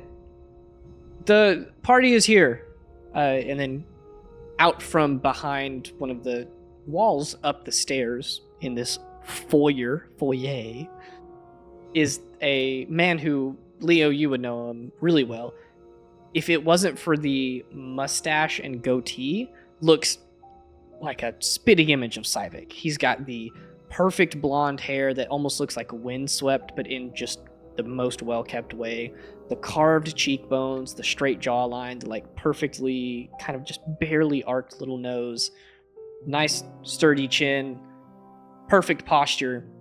He turns around wearing what looked to be like really wealthy clothes, but leisurely, so not necessarily like a bathrobe, but like around the house garb that rich people would wear. I'll let you use your imagination. But he comes around after a couple seconds and he says, "Oh, that is correct. I was expecting to see you guys here today. Right. Lucy, would you mind getting refreshments and snacks for us? For the rest of you, we will meet in the dining room, quickly. Yes, follow me." And he kind of anxiously guides you guys over. Lucy apparently goes to a different room, and you guys sit down at this nice, beautiful table. He gets you guys all set up. There's these nice little decorations. It's perfectly clean. It's very well lit. There's like these large windows out into this garden area.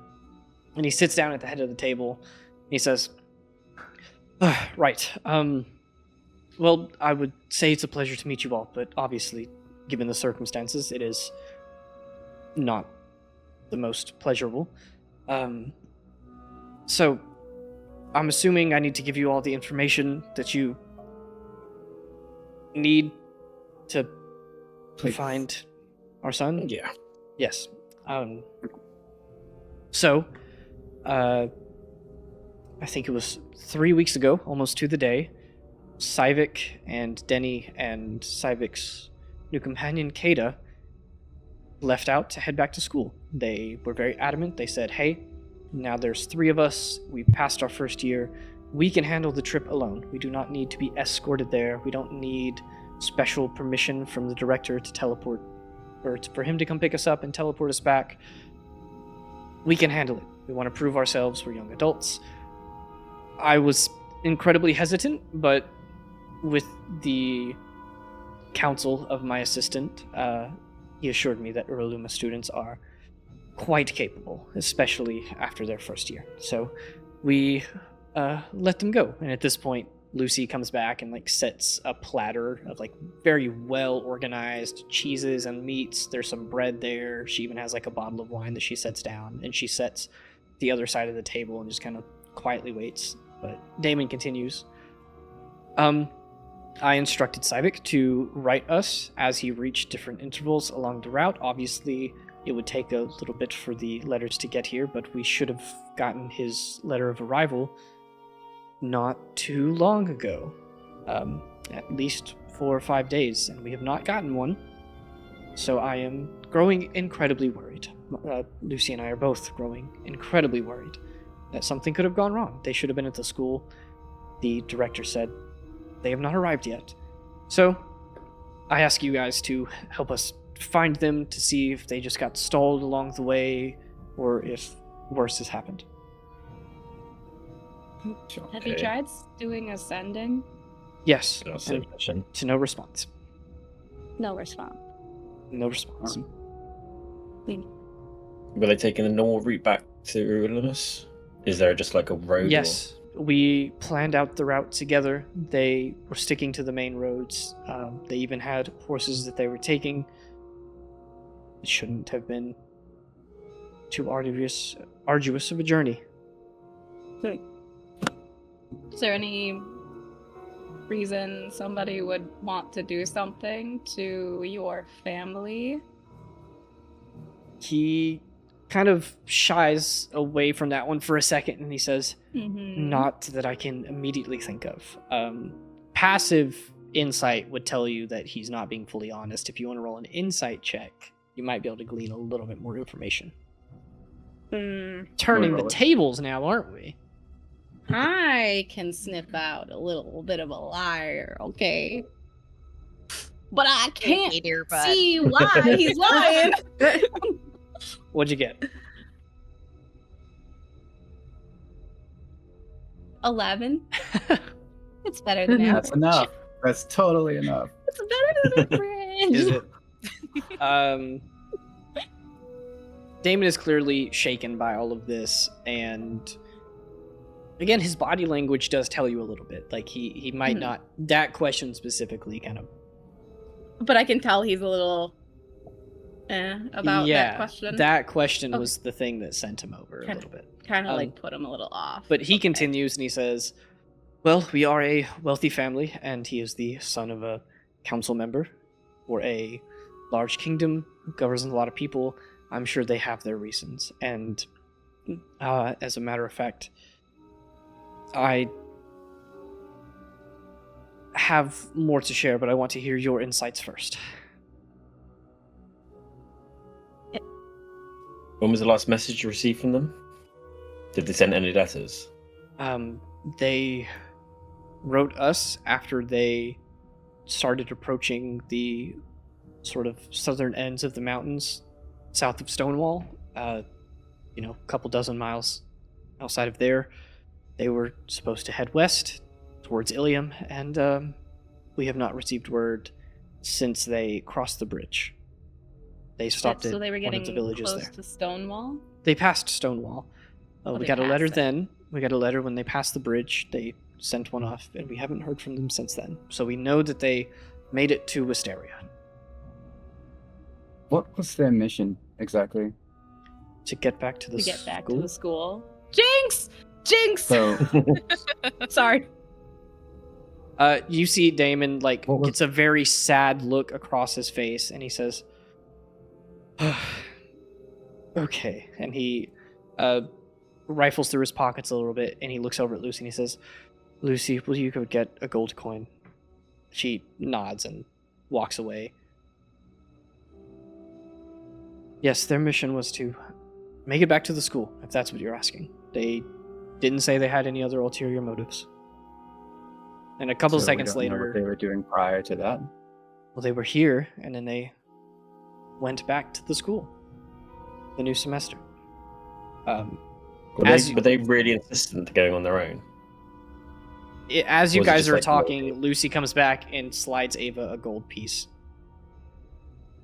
But Damon looks at you guys and says, yes, I advised them against it. I said that even Uraluma students aren't often called outside of the bounds of Wisteria. It's just much more compact. It's easier to keep track of students there, and traveling between some of the different regions can prove difficult. Intercontinental tensions are at a rise. Not sure if you guys are well aware of politics, but I'm a little familiar with what's Some going on. idea, yeah. No, good. I enjoy seeing educated students. Why did you just get a gold coin, Eva? What was that about? Because we jinxed. I called him Oh. out on it. Yeah, stop robbing.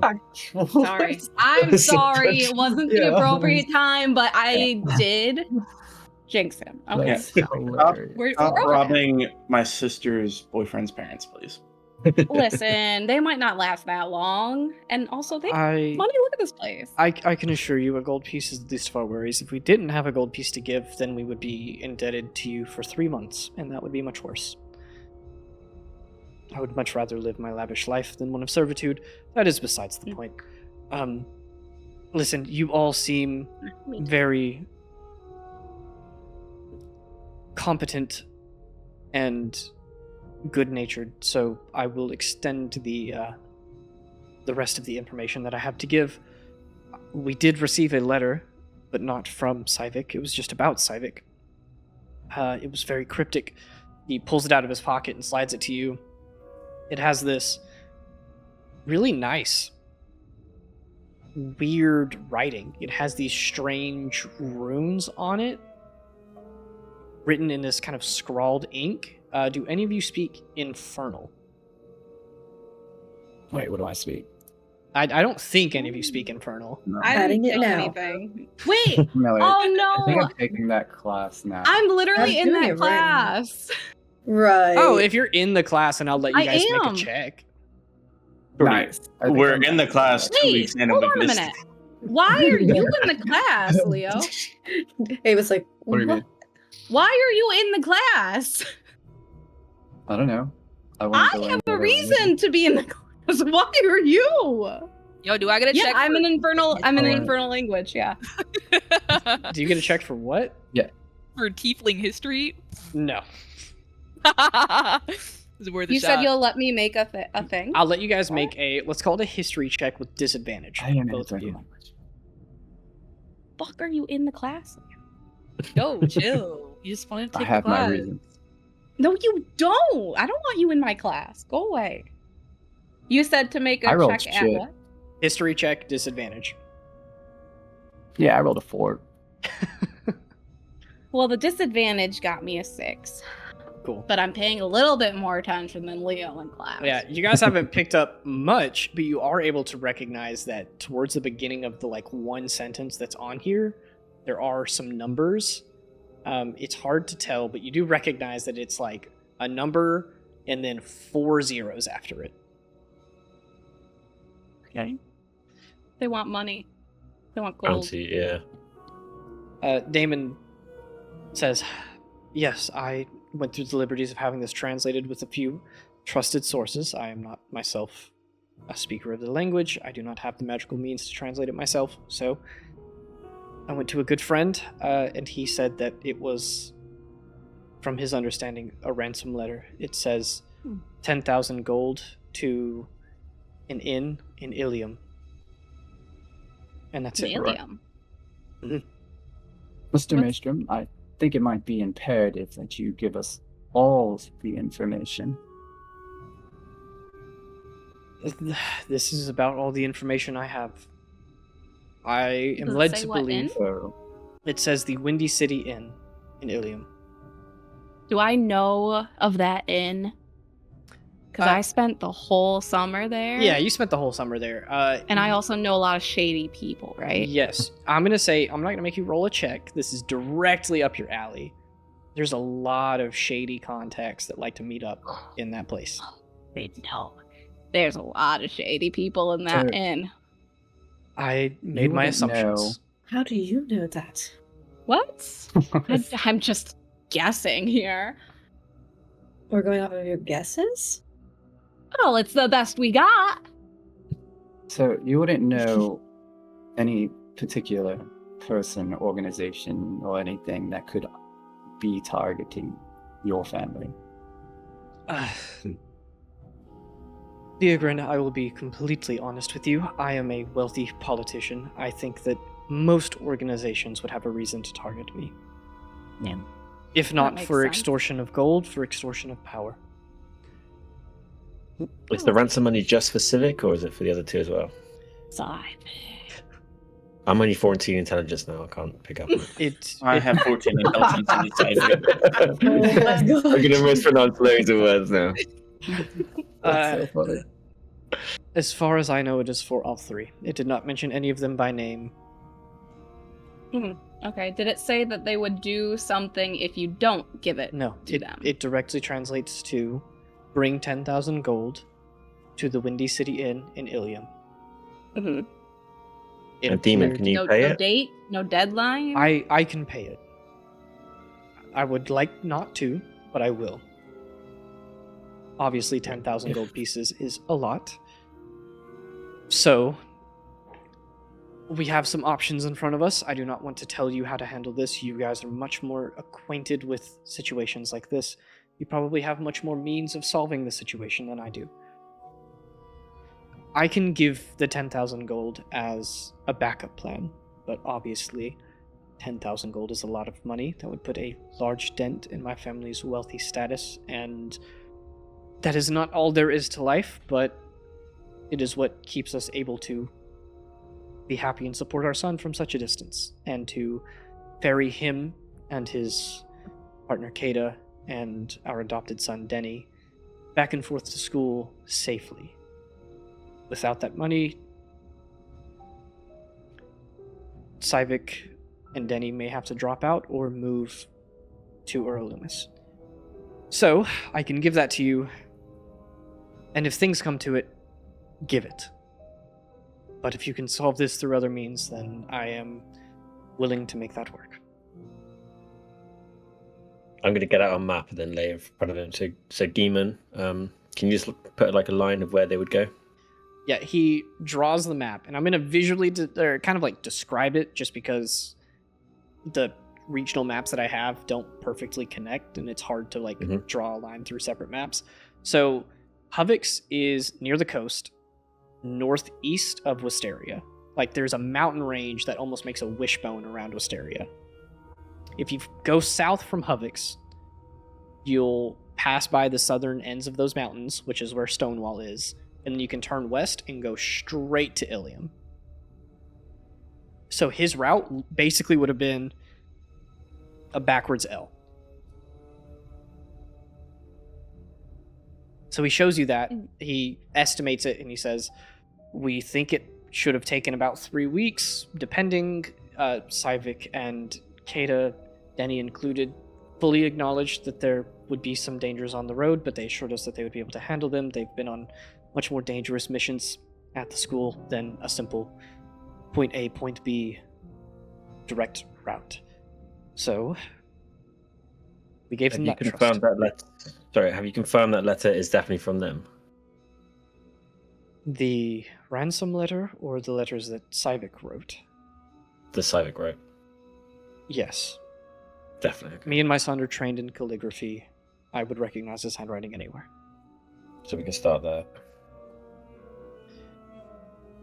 Well, you have all of my resources at your disposal. Like I said, 10,000 gold pieces is no small amount of money, but in comparison to my son's life, it is nothing. You are free to ask questions to me and the rest of my family. My wife Lucy, our daughter Ythrea, my assistant Marvis, we all work very closely together and spent most of the summer with these children, so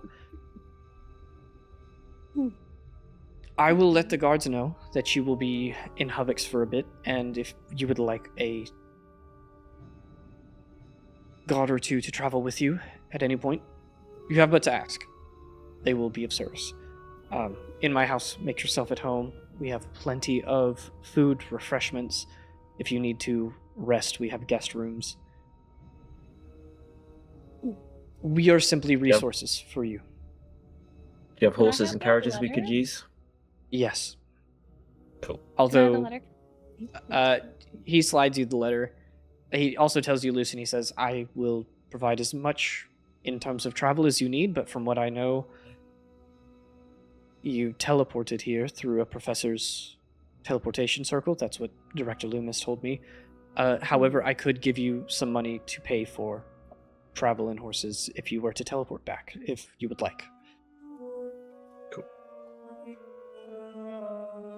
Ava, you have the letter. What are you looking for? It's this beautiful written script. It's written in common. The letter, are you trying to do anything with it? What letter? You just ask for the letter. The ransom letter. Ransom letter. Oh, then, yeah, what are you doing with that Beautiful? one? No, I thought you meant Sivik's letter. So that's what we were just talking about. The ransom letter is a, like, quarter sheet scrap of paper with that one line written across it in these infernal, like, scratchy runes. Yeah. Oh, no, I just I just wanted to like study for my class. Okay. For that letter. Does it smell like anything? Yep. Smells like Smells like paper.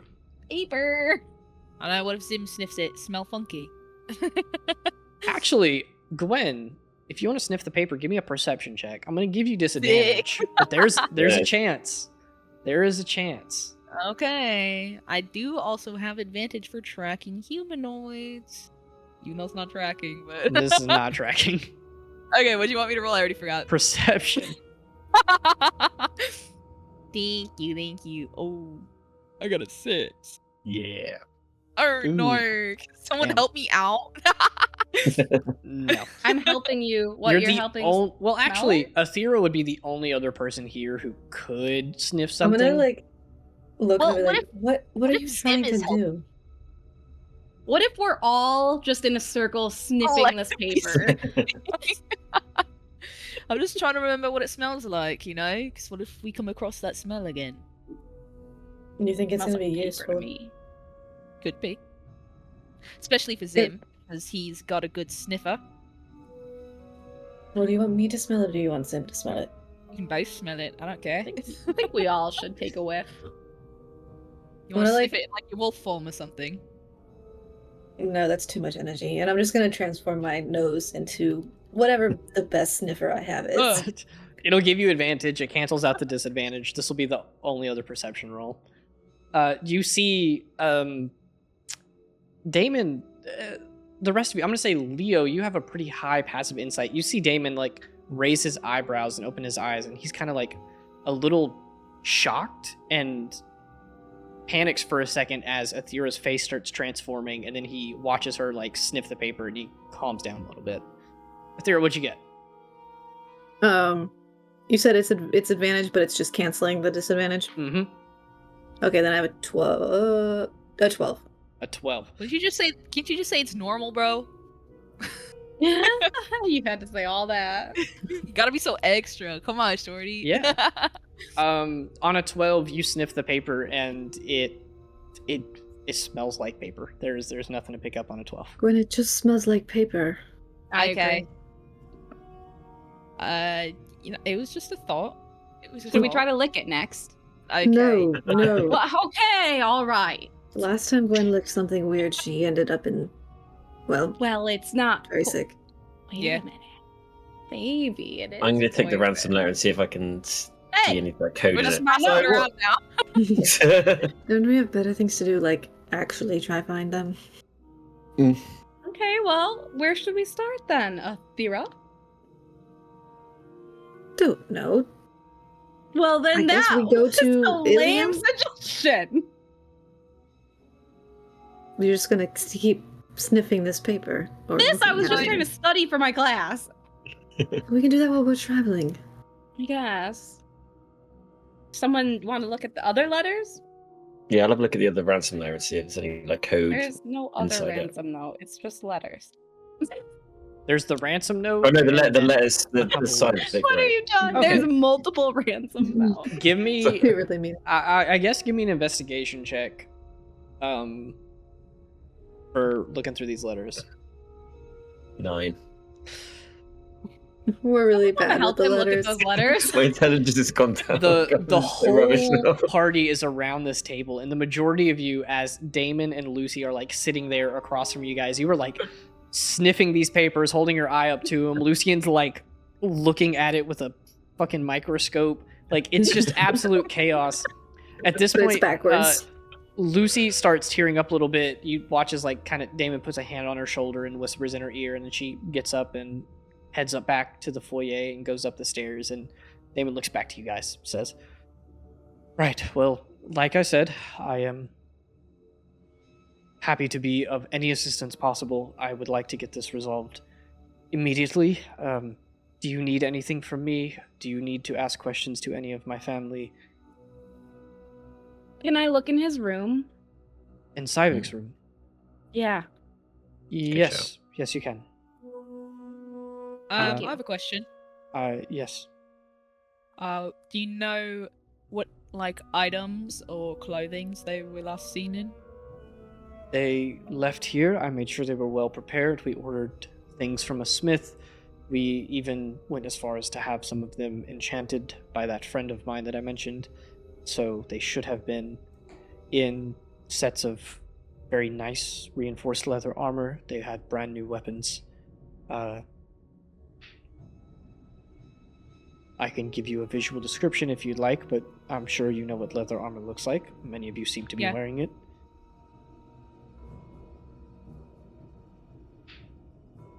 All right. It's good to know. How is Savik's sister taking it? Not well. Ithrea is very attached to her older brother. Do you mind if I go say hi? Yes, Lucy is up letting Ithrea know that some of Savik's friends are here to help find him, so she'll be glad to talk to you. Oh, and where would you go if you needed to find a particular blacksmith? Is there like an area where they tend to set up shop? Not really. We don't have many blacksmiths, but I can point you in the direction of the one that my family and I use. Cool. Yeah. Uh, When he- we leave. Yeah, gets a scrap of paper and he starts giving directions on it, folds it into a note and gives it to you. And he says, "Now, like I said, residing in the home now is Lucy and Ithrea. I have been taking off of work, but my assistant Marvis has been running things in my absence. I'm going to go check on him in my office. You are free to find me there. I hope for the best." What time is it now, Shorty? I'm gonna say that it's. Ooh, you guys left kind of later at night. It's like. I'm gonna say like 10 p.m. Like it's pretty late. So actually, at that point, I'm gonna say, kind of changing my plans here. Damon says instead of going to the office, that Marvis has been working double time covering his stuff. So Marvis will be home soon, and if you guys need, you can rest at the house. I'd say to the group, like, should we leave at like first morning light? Probably we should rest before we head out, yeah. Yeah, And I need to find that smith before we go. I'd like to. Let me get up real early and do that. Savik's room and everything, you know? I'll go with you, Ava, if you want. What you guys I doing? will Sorry. too, actually. Oh. You're gonna go with me? You're not Well, girls trip. I want to we go just with. searching to see if there's any hints of what happened, right? Ah. Well, I'm definitely coming with you. Why? I'm a big girl. I can, surge through. Ava, if you steal anything from them, I will make sure that it Is is that given what you back. think I'm doing? You already stole gold Gosh, from you them, guys always are thinking the worst of me. and we are constantly proved right. I'm offended. She's just You gonna should walk be. off. I'm gonna follow her. I'm All right, also coming. Damon gives you guys directions. He says up the stairs, down the left on the hall, second door on the right. You follow it and you go into Savik's room. Before we get to that, That. the other three That's of not you. actually where I'm going. Okay, Oh. we'll get there. We'll get there. The other three of you, where do you head off to? Library, if there's one here. I said I was going to go talk to Ithrea. Cool. Leo? Yeah, I'm gonna go with Rosari's. Cool. No, go away. Nope. Please. All right. Nope. Let's handle this smallest to largest because I think that's going to be the easiest to digest. Lucian, you head out. You ask Damon about a library, and he says that they do have one here. You're free to peruse it, but he kind of sees your wizardy getup, and he says that there might not be a ton for you there. There aren't many wizards in this area, but you're free to check it out. So you head over there, keeping your eyes low, trying not to get into any trouble. You make it to the library. What are you looking for? Stuff on card tricks that make you dumber. Give me. Ooh. I'm going to make you roll probably twice, and what you roll in the first one determines what you roll in the second one. Give me an investigation check with advantage, because you are literally a child of the library. 19. Fantastic. You begin perusing through the aisles, looking for different types of books that might help you. I'm going to say on a 19, your gut instinct, not your brain, but your gut tells you saw him teleport out. Don't go to the arcane section. Check in the other areas. So you start perusing. I need you to make me a religion check. Oh, just normal check. Yeah. Just a normal check. 12. You start perusing through some books, and from your knowledge of the gods, you don't really learn anything new, but you are like scanning through here, and you're like, I'm going to start at the top and work my way down. Like, what's the weakest someone could be to like do this sort of thing? Gods, those probably aren't even real. Let's go a step down. Deific figures, like extremely powerful people. Obviously, 8th and 9th level spells would be able to do this. There's literally a spell called Feeble Mind where it like reduces your ability to cast spells, reduces your intelligence. So it's probably a step below that. So I'm going to say that you are able to pick up this person is probably, if they're using arcane magic, they're not doing it like you are. So they could be like a sorcerer, maybe a bard or a warlock, but you're not really sure. And then on top of that, being able to do that with a magic item and not casting a spell insinuates that there's something unique or special there. Like this might be able to be replicated, but probably not. So you start poking around. You don't learn a lot, but you start getting a direction to go in. And you're like, okay, if I continue with wizard studies and I get to high level stuff, I could learn how those spells are able to be transmuted to like objects and figure that out. But for now, it is so totally lost on you. Okay. Next, Leo and Rosaris, you guys go talk to Ythrea, the nice little sister. You go up, you knock on the door, and Lucy opens it. She greets you guys, and she says, Ythrea's in there. She's not having the greatest of time, so if you want to talk to her, just please be kind, be gentle. She's Kata's soon-to-be sister-in-law. I'm going to be fine. Lucy gives you kind of a soft smile. I appreciate your hope in them. They are both good for each other. And she opens the door and let you guys in. You see this small little, maybe 12 or 13-year-old girl. Again, looks very similar to Syvic. She has the same features, the same perfect hair, the same perfect jawbones, the same perfect blue eyes, perfect jawline, perfect chin. You walk in and she's sitting there, kind of a little bit of red in her eyes, but not a lot. She's sitting on her bed with her legs crossed, holding a pillow to her chest. You guys come in.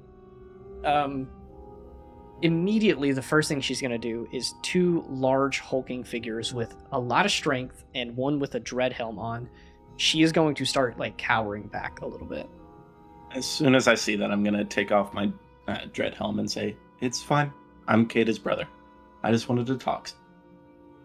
She looks at you and she's like, "Oh, you're Rosaris. She talks about you a lot. And she didn't mention... All bad things, I assume? Well, she didn't say that you were scary." It's fine. I have to look scary so that I can scare off the bad guys. Right. Yeah, that makes sense. I understand that. And she looks at you and she's like, "You must be Leo. Syvic talked about you a lot. Said that you had an interesting first year at the school." Yes, it was interesting, I would have to say. So, are you guys here to ask me questions about Syvic? I'm here to first say that it's okay to be scared, and it's okay to feel a little angry. Because that's how I feel too. But whatever information you do have can help me save your brother and my sister. And Denny, I guess. Right. Cool. Yeah, I'm obviously a little scared, but that's not the worst thing. And you guys are gonna help. You're gonna save them. Of course, that's what we're here for. Is there anything that you can remember that maybe Sivik told you or Kata the Blabbermouth told you that they wouldn't tell your parents?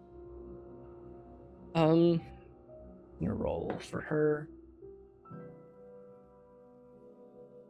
They told me that there would be monsters along the way, but that they would fight them, they would win. They've done it plenty of times before. They told me that it was going to take a long time, but it was going to be a lot of fun, and I should be happy for them.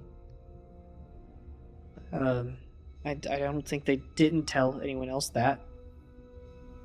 Okay. Is there anything you can think of that was out of the ordinary that someone else did for them or to them before they left?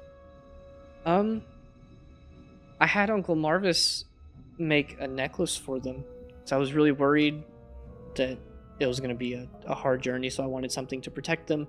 And Uncle Marvis said that he could help enchant something to protect Sivik, so I gave it to him as a gift.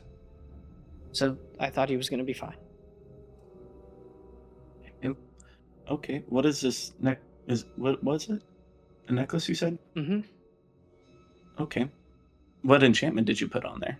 Well, I didn't do anything. I just gave it to Uncle Marvis. What enchantment did you want to put on there?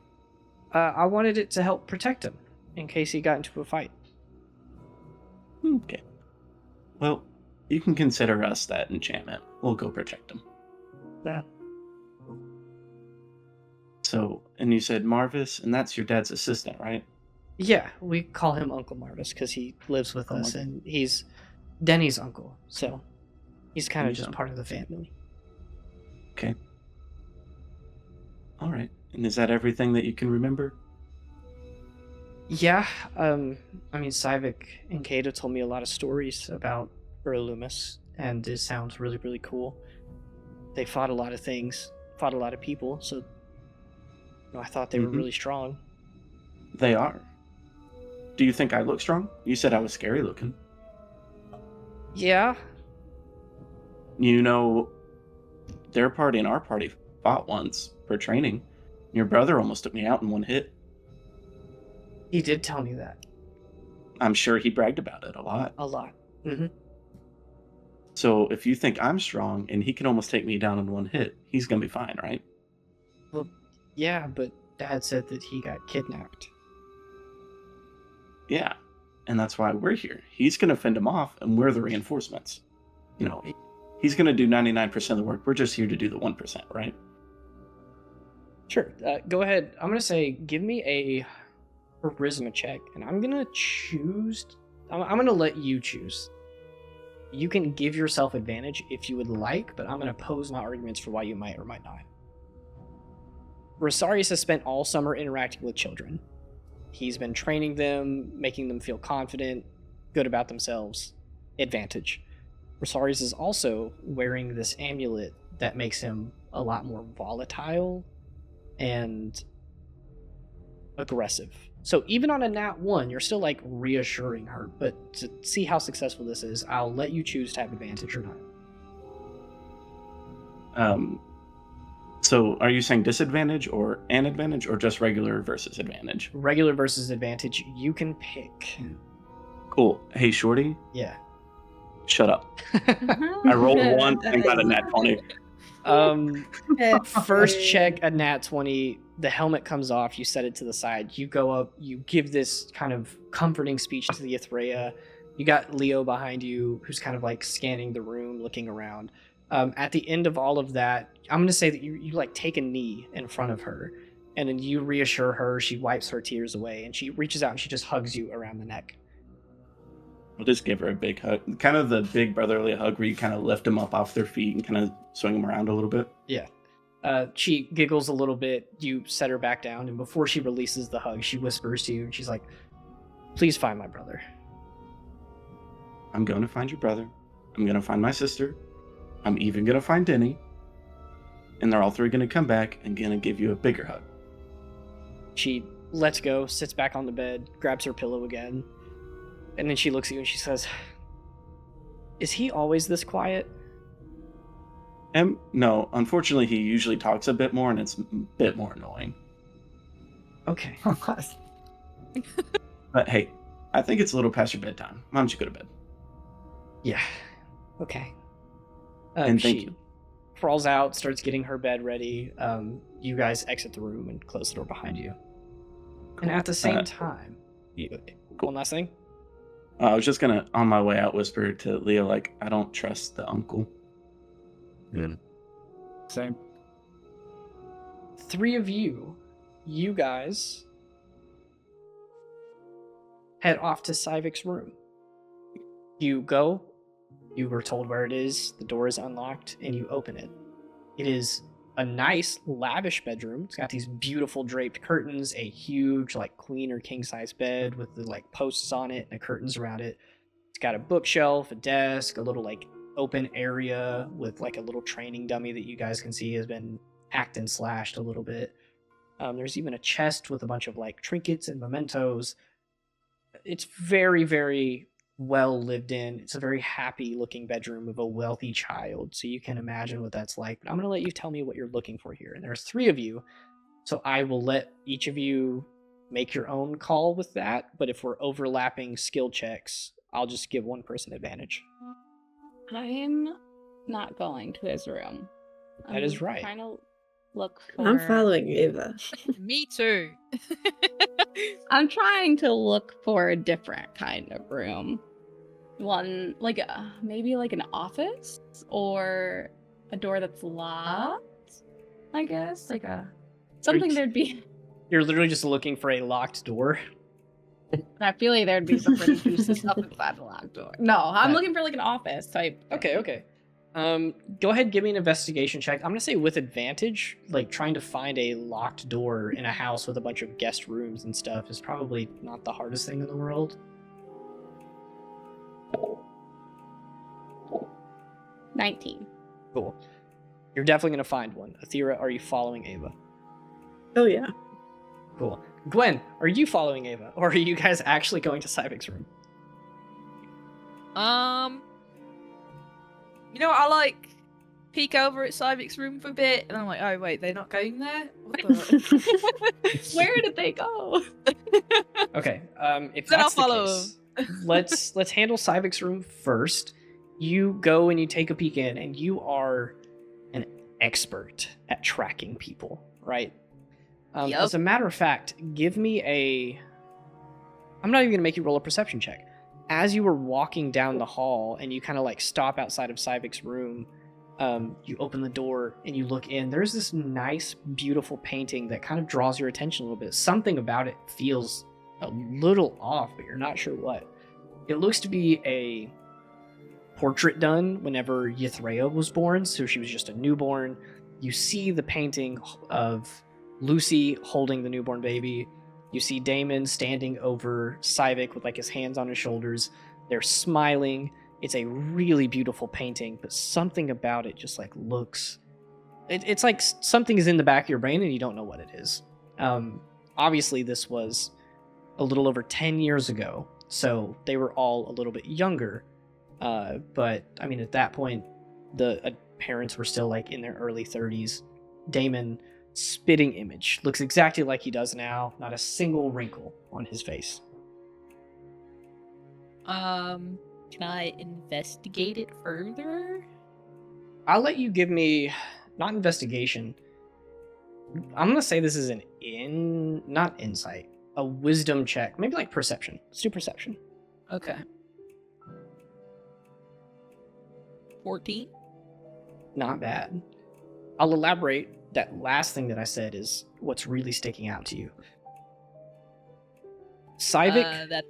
yeah. Yeah, Syvik looks younger.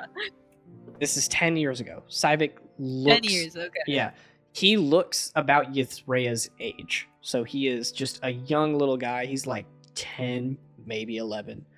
So he's definitely smaller.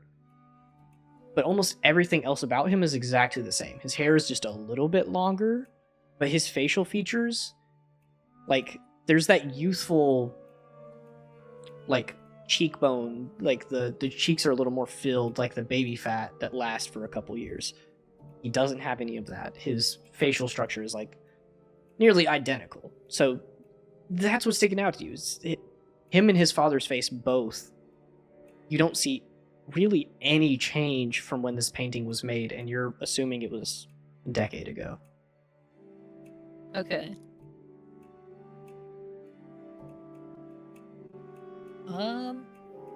I guess that's it, and then I'll try to follow everyone else. Yeah, at that point, you notice no one else is coming into the room, so you're like, guys, run out. Come back! Zim pitter-patters Keep along up. behind you. Ava, on a 19, you go walking down the hall. You were following Gwen, and she walked into the room, and you just kind of kept going.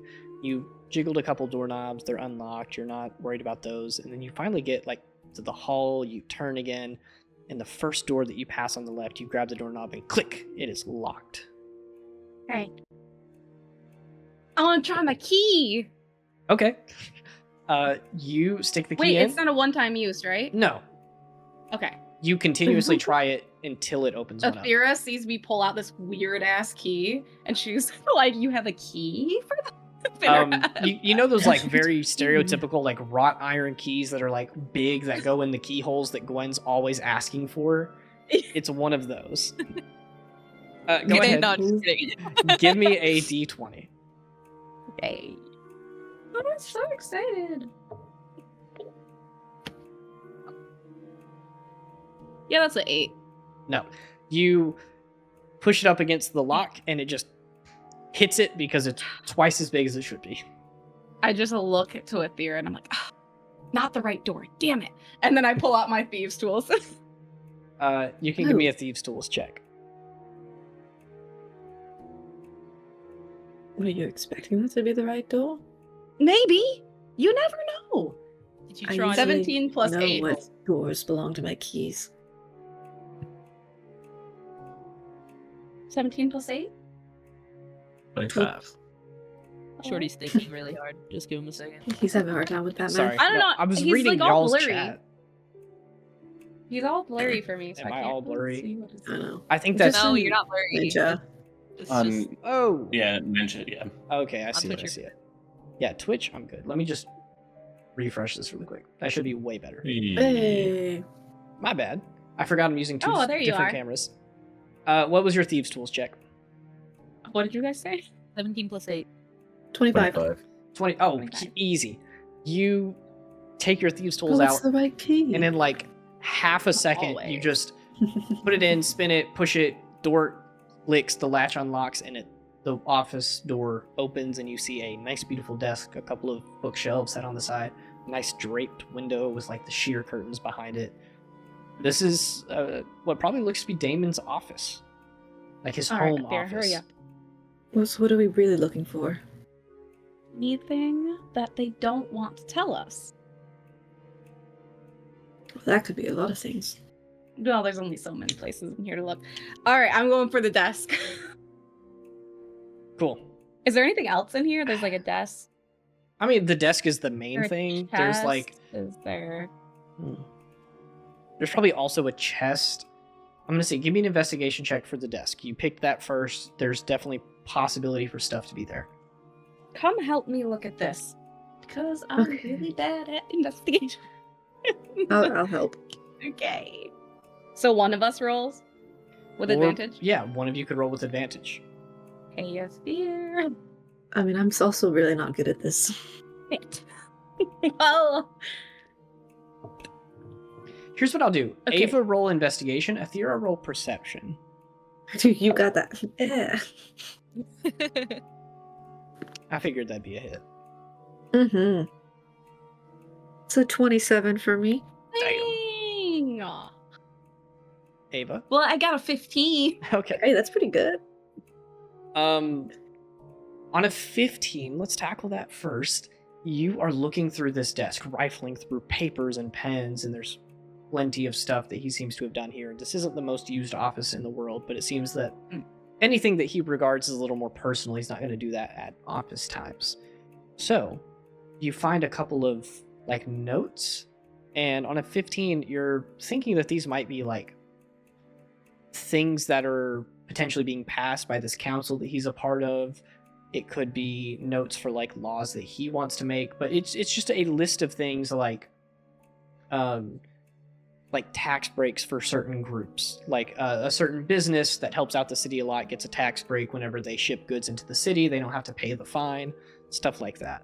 It's also maybe that the council starts using a specific other business for, like, their random stuff, like pens and paper, like they trying to order from a specific person rather than the one that they already have. So it just looks like a bunch of random council nonsense. Just boring. Boring, until Athera points out that that is not the bottom of the drawer. That's not the bottom of the drawer. False It's bottom. not. What do you mean? I'm gonna, like, kind of pull the drawer out a little bit and, like, knock a little bit on the fake bottom. You know, I think there's something further in here. You're practically a thief. You must be familiar with these things. I do not steal. Oh my god. I'm gonna, like, open the. Wait, can I just open it, or is there? I mean, I'm gonna say that you guys look around for it a second. There's a latch, like, underneath on the bottom side of the drawer that you, like, click the little latch, and then the bottom pops up, and you can pull it out, and there's, like, a drawer underneath it. Okay. That hidden So drawer. you knew exactly where it was. Whoa. I knew there was a good reason for you to follow me. Yeah. There's always a good reason for me to follow. Hey, Shorty. You start looking through this drawer, and I'm not going to give a ton of specifics because it's all connected to that boring stuff that you just talked about. But you see letters that are addressing Damon directly, and it says, Damon, get this law passed by this time. Love, your friend. Damon, why is my group still getting hit with taxes? Do your job. Love, your friend. And it's like a couple of these. And I'm going to say that without any roll needed, you're able to assess that it seems like Damon is either corrupt or being blackmailed. And I'm going to actually say that you know a lot about this. You've had a fun little summer in Ilium. You know all sure about did. luring wealthy men into a position where they kind of expose themselves or do Yep. something wrong. And you're like, hey, pay up or Give me this the gets out. money. It is Uh-huh. that exact situation. Oh. And you find something Wow. interesting? Yeah, what'd you find? Oh, Gwen. I didn't hear you come in. No, Oh. I've been here for. Well, you just She's been watching. snooping I around. ran back. I was like, oh, you guys went with me. Oh shit. Oh, sorry Okay. about that. We thought you were paying attention. I thought you. were You physics. thought she was paying attention. Well, anyways, before someone comes, I think I may be onto something here. It seems like from these little notes in this hidden little drawer here that Damon might be getting blackmailed, or he's possibly corrupt. I guess either Hmm. could work, but it seems like somebody is kind of pulling his strings a little bit, and there's something that he doesn't want to get out. I found something kind of strange in Cyvik's room. Yeah? Wow, I really didn't think Uh, you'd find anything in there. I don't know, there was like a Good really eye. strange painting. I don't know if they hired like a bad artist, but I don't feel like a family as rich as them would do that. So I feel like it's probably a fairly accurate painting. But Tyvik and Damon kind of look, I don't know, compared to now it's kind of funny because they look exactly the same. Like they haven't Exactly. aged. As you guys guys are have just having been this blind. conversation, you Right, hear a shit. voice call out from, not out in the hallway, but out from like the foyer. You hear a unfamiliar voice to any of you, it's not Damon, it's not Ithrea, it's not Lucy, it's not Sivik. You hear a male's voice call out, just kind of like he's walking up the stairs, and you hear him say, "Well, I hear we have some guests. I would love to talk to them if they are somewhere nearby." Nope. We should probably leave this room right now. We should probably go. We should probably go right now. Yeah. Ethera, you hear some like very light steps coming up the stairs. You're not sure if they're turning towards you or not, but someone is approaching the hallway. You two run, and then I'm gonna shapeshift into a mouse, and I'm gonna hide in the corner of the office, like somewhere in the office. Tim, invisible in the office with a. I thought you were out of all this. I'm gonna use message for Ava. You two get out of the office. I'm gonna stay here in case Oh, good they idea. say something Okay, interesting. I'm out. Goodbye. I'm fast. And Y'all- so is Gwen. Yep. It's lightning. Yeah, y'all get out, you close the door behind you, and you head down the hallway. I'm gonna say, Rosarius and Leo, you guys are also coming out of Ithrea's room at this time. And you guys watch as not even taller, like a 5'6", but he has this brooding, very mature aura about him. He's an owl man, an owlin. He's got these dark gray feathers that make these like big eyebrows that go up and connect to his ears. He's got this very small pointed beak, huge eyes, and he's walking with these robes covering his body, and he has like a jacket folded over his arm, and he raises up and waves his hand with a little bit of a like wing following up, and he says, "My, you guys are an interesting looking group. I have been told much by my nephew and Sivik, even Kada in her recent ventures, but you do well to live up to the legend. My name is Marvis. You can call me such. I would love to be of assistance. I am also trying to get these kids back to safety immediately." Are you related to Denny? Really, Gwen? What? We were already told they're related. Hey, Shorty, can I was insight paying check attention. Marvis? You absolutely can. I'm going to say that you're going to take the opportunity of him turning to Gwen, like, planted, and then just slowly rotates over, and he goes, "What gave it away?" Give me an insight check. It's not very good. Insight 9. His intention is muddied. He works with a politician. I will tell you on a 9, he seems a little less emotional than the rest. I feel like that comes off pretty obviously. Even though his nephew is also kidnapped, it seems like he is at least taking it in better stride than the rest of the people. So he kind of turns between the two groups and he says, "Well, Damon told me that you guys were already starting your investigation, so to speak. So, Yeah. Can I help? What can I do?" You live here too? Yes. Oh, do you have like an office or anything? No, my only office is at Damon and I's public office. Oh, okay. But you have a room here though. Yes. Oh, okay. Well, I like to check off all bases, and I'm just kind of like looking in all the rooms. Can I look in your room? I don't see why not. Thanks. He guides you guys down the hall. You walk past the office. He doesn't seem to notice a thing. He takes you to the end of that hall, unlatches the door, like puts a key in, opens it. It is a second, like, master bedroom, so it's much bigger. There's a lot of stuff filling it. It's got a, like, small library of books. It's got, like, lounge chairs. It's got, like, a tea set.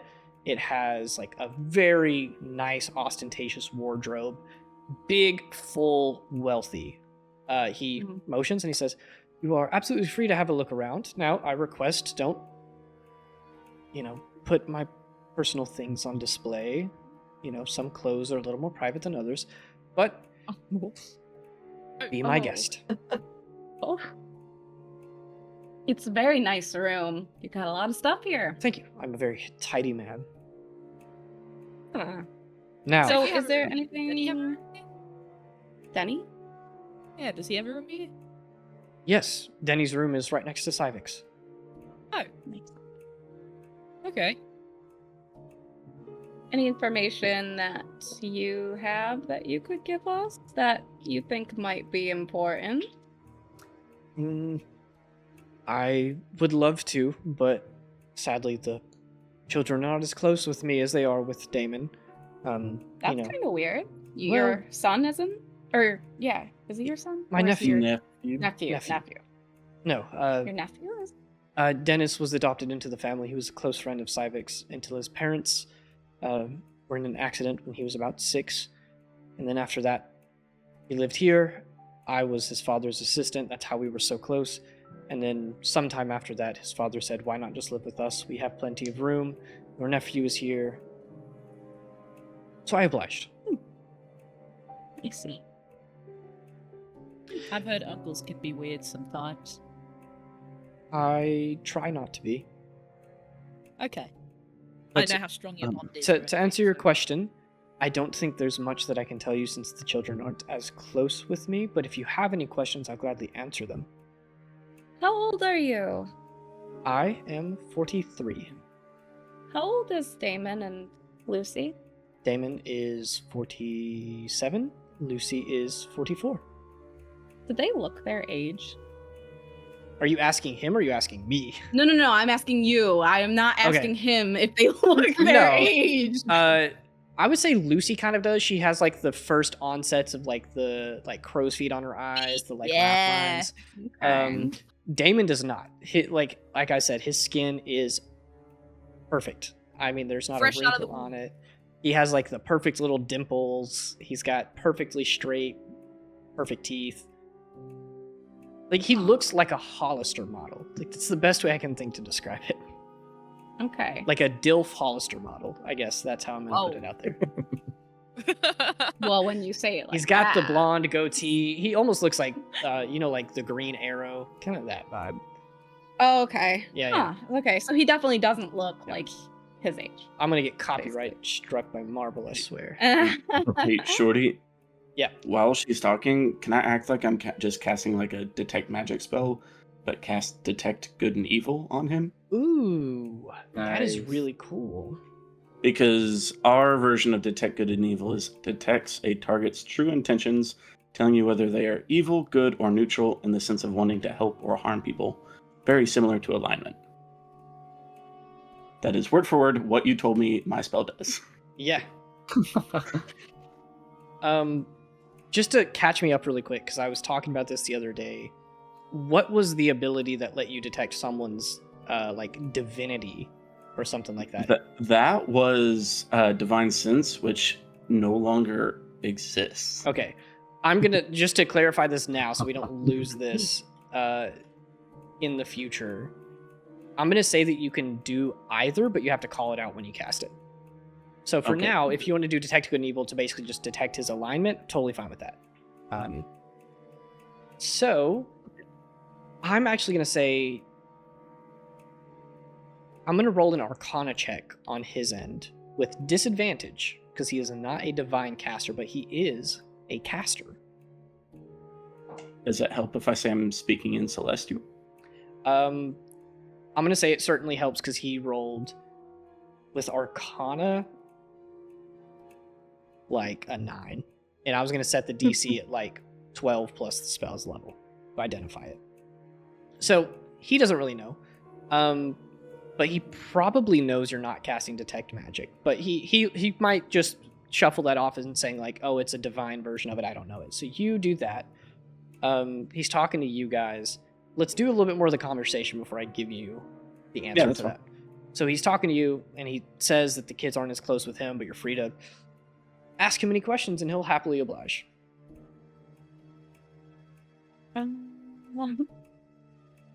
You got any hobbies? Yes, in my free time, I enjoy spellcrafting, potion making, and the practice of the arcane arts.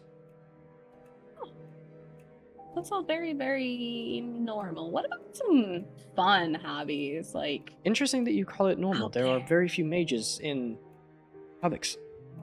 oh, is it really? I'm not from here, but there's a lot of mages in Yes. Loomis specifically. So I've heard. It sounds like quite the Mhm. place. it is. You should come see it sometime. Mhm. So, come on, out there hobbies. It's like fun. I'm What sorry? about those special clothes? Yeah, you did mention that. I was just meaning, if you see any of my undergarments, please don't just put them on display or throw them out. You are free to look through my things, but some things are clearly... Well, we Yeah. wouldn't touch your underwear. like What kind of people do you lingerie think we are? strangers.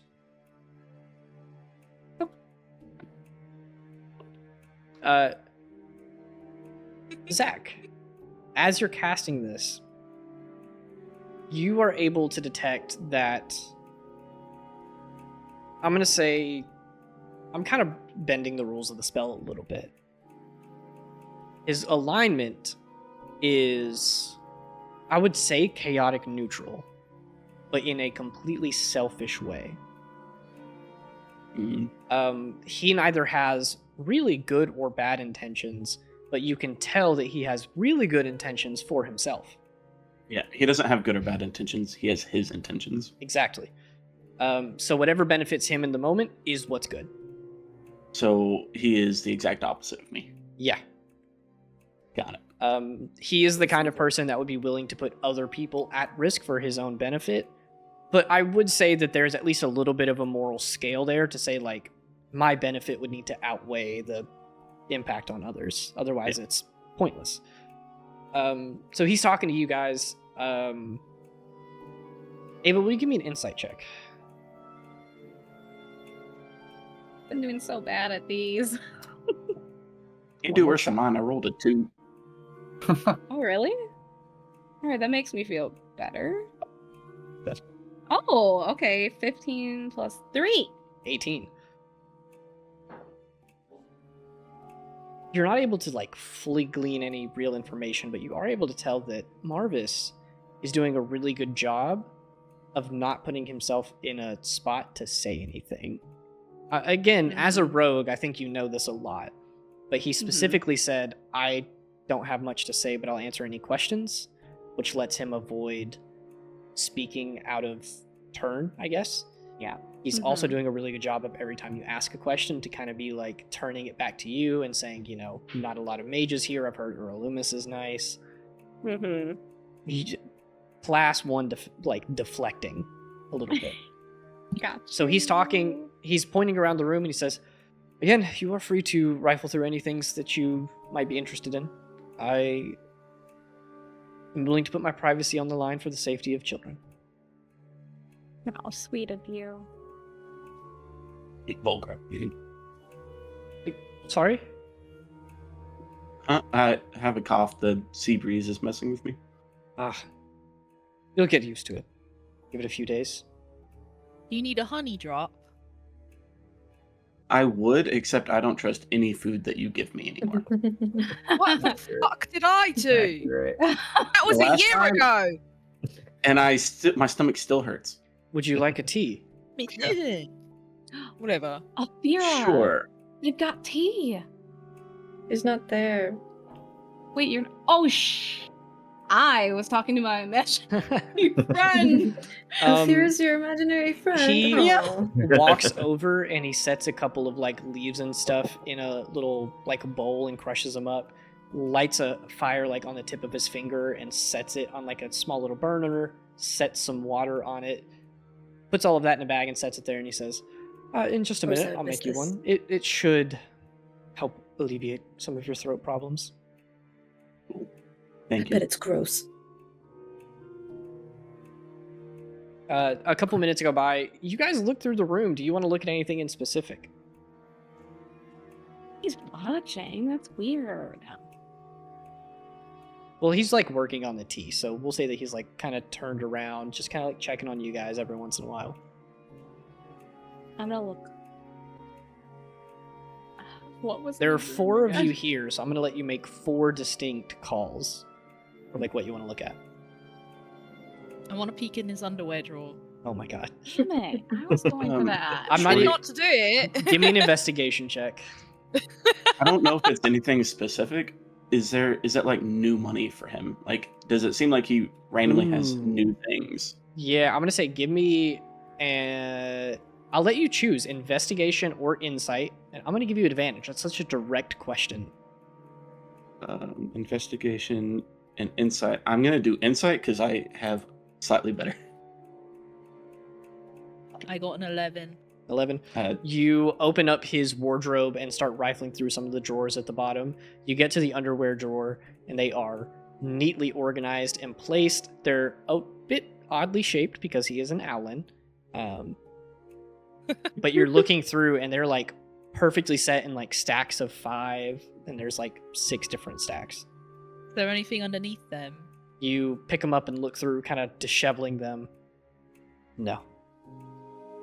Dang it. There are like the slight claw marks from his hand like reaching down and his like talons scratching the wood, but that's it.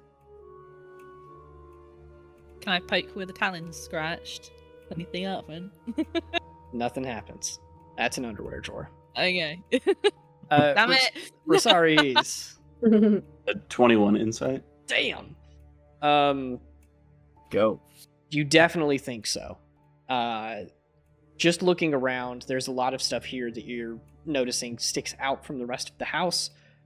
The old money situation is, I want to live luxuriously and comfortably. I like having extravagant things, but it's not like extravagant things are new or bring me a lot of joy.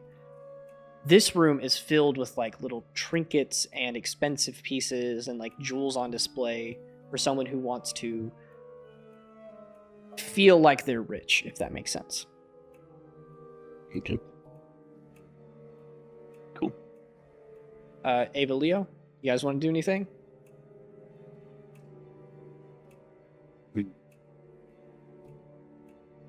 No. I'm just gonna ask him, I guess, directly if do you know anyone that could be targeting the family specifically?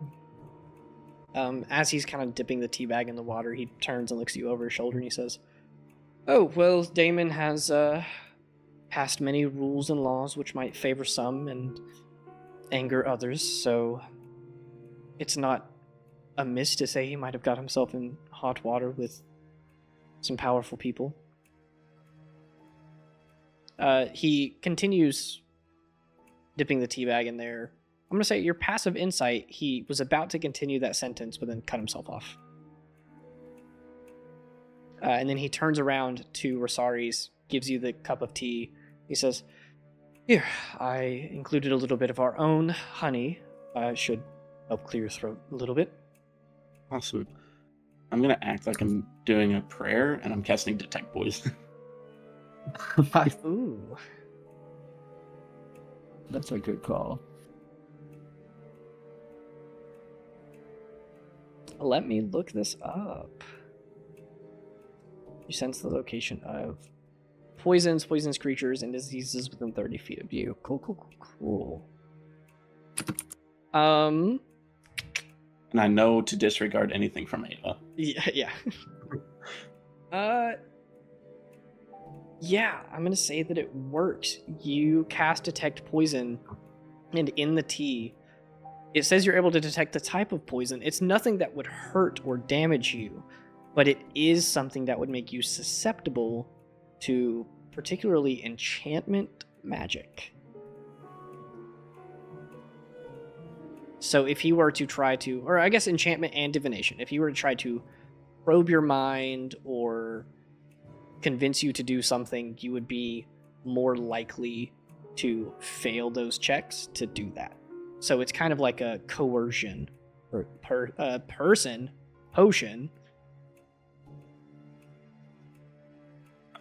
I'll just walk around with it and never.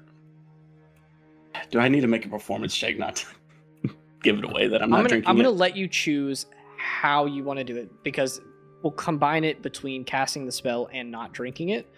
It could be a performance, it could be deception. I'll even let you say like sleight of hand, even though I know that's not your strong suit. You Yeah, tell let's me not the do that. skill and tell me how you do it. I think I'll try for deception, and just anytime he's talking to someone and kind of looks over, I'm just trying to find a place to like let a drop or two go here and there. Like if there's a plant or something, just kind of walk over, take a sip, and just like pour it out with my back to him.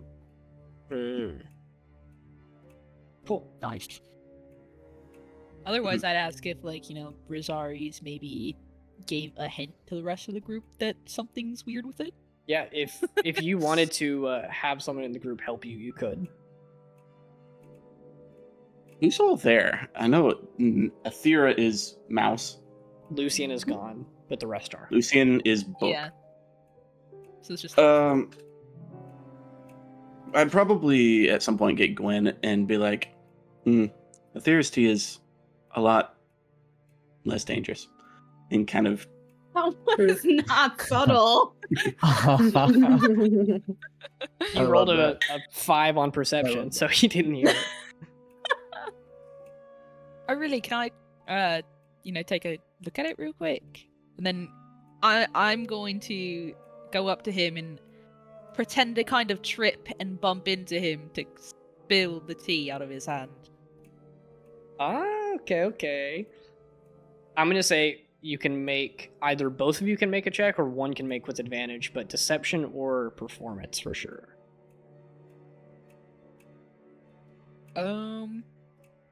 How's your deception performance looking, Zach? Well, as the charisma character, I'm proficient in neither. But I have a +3.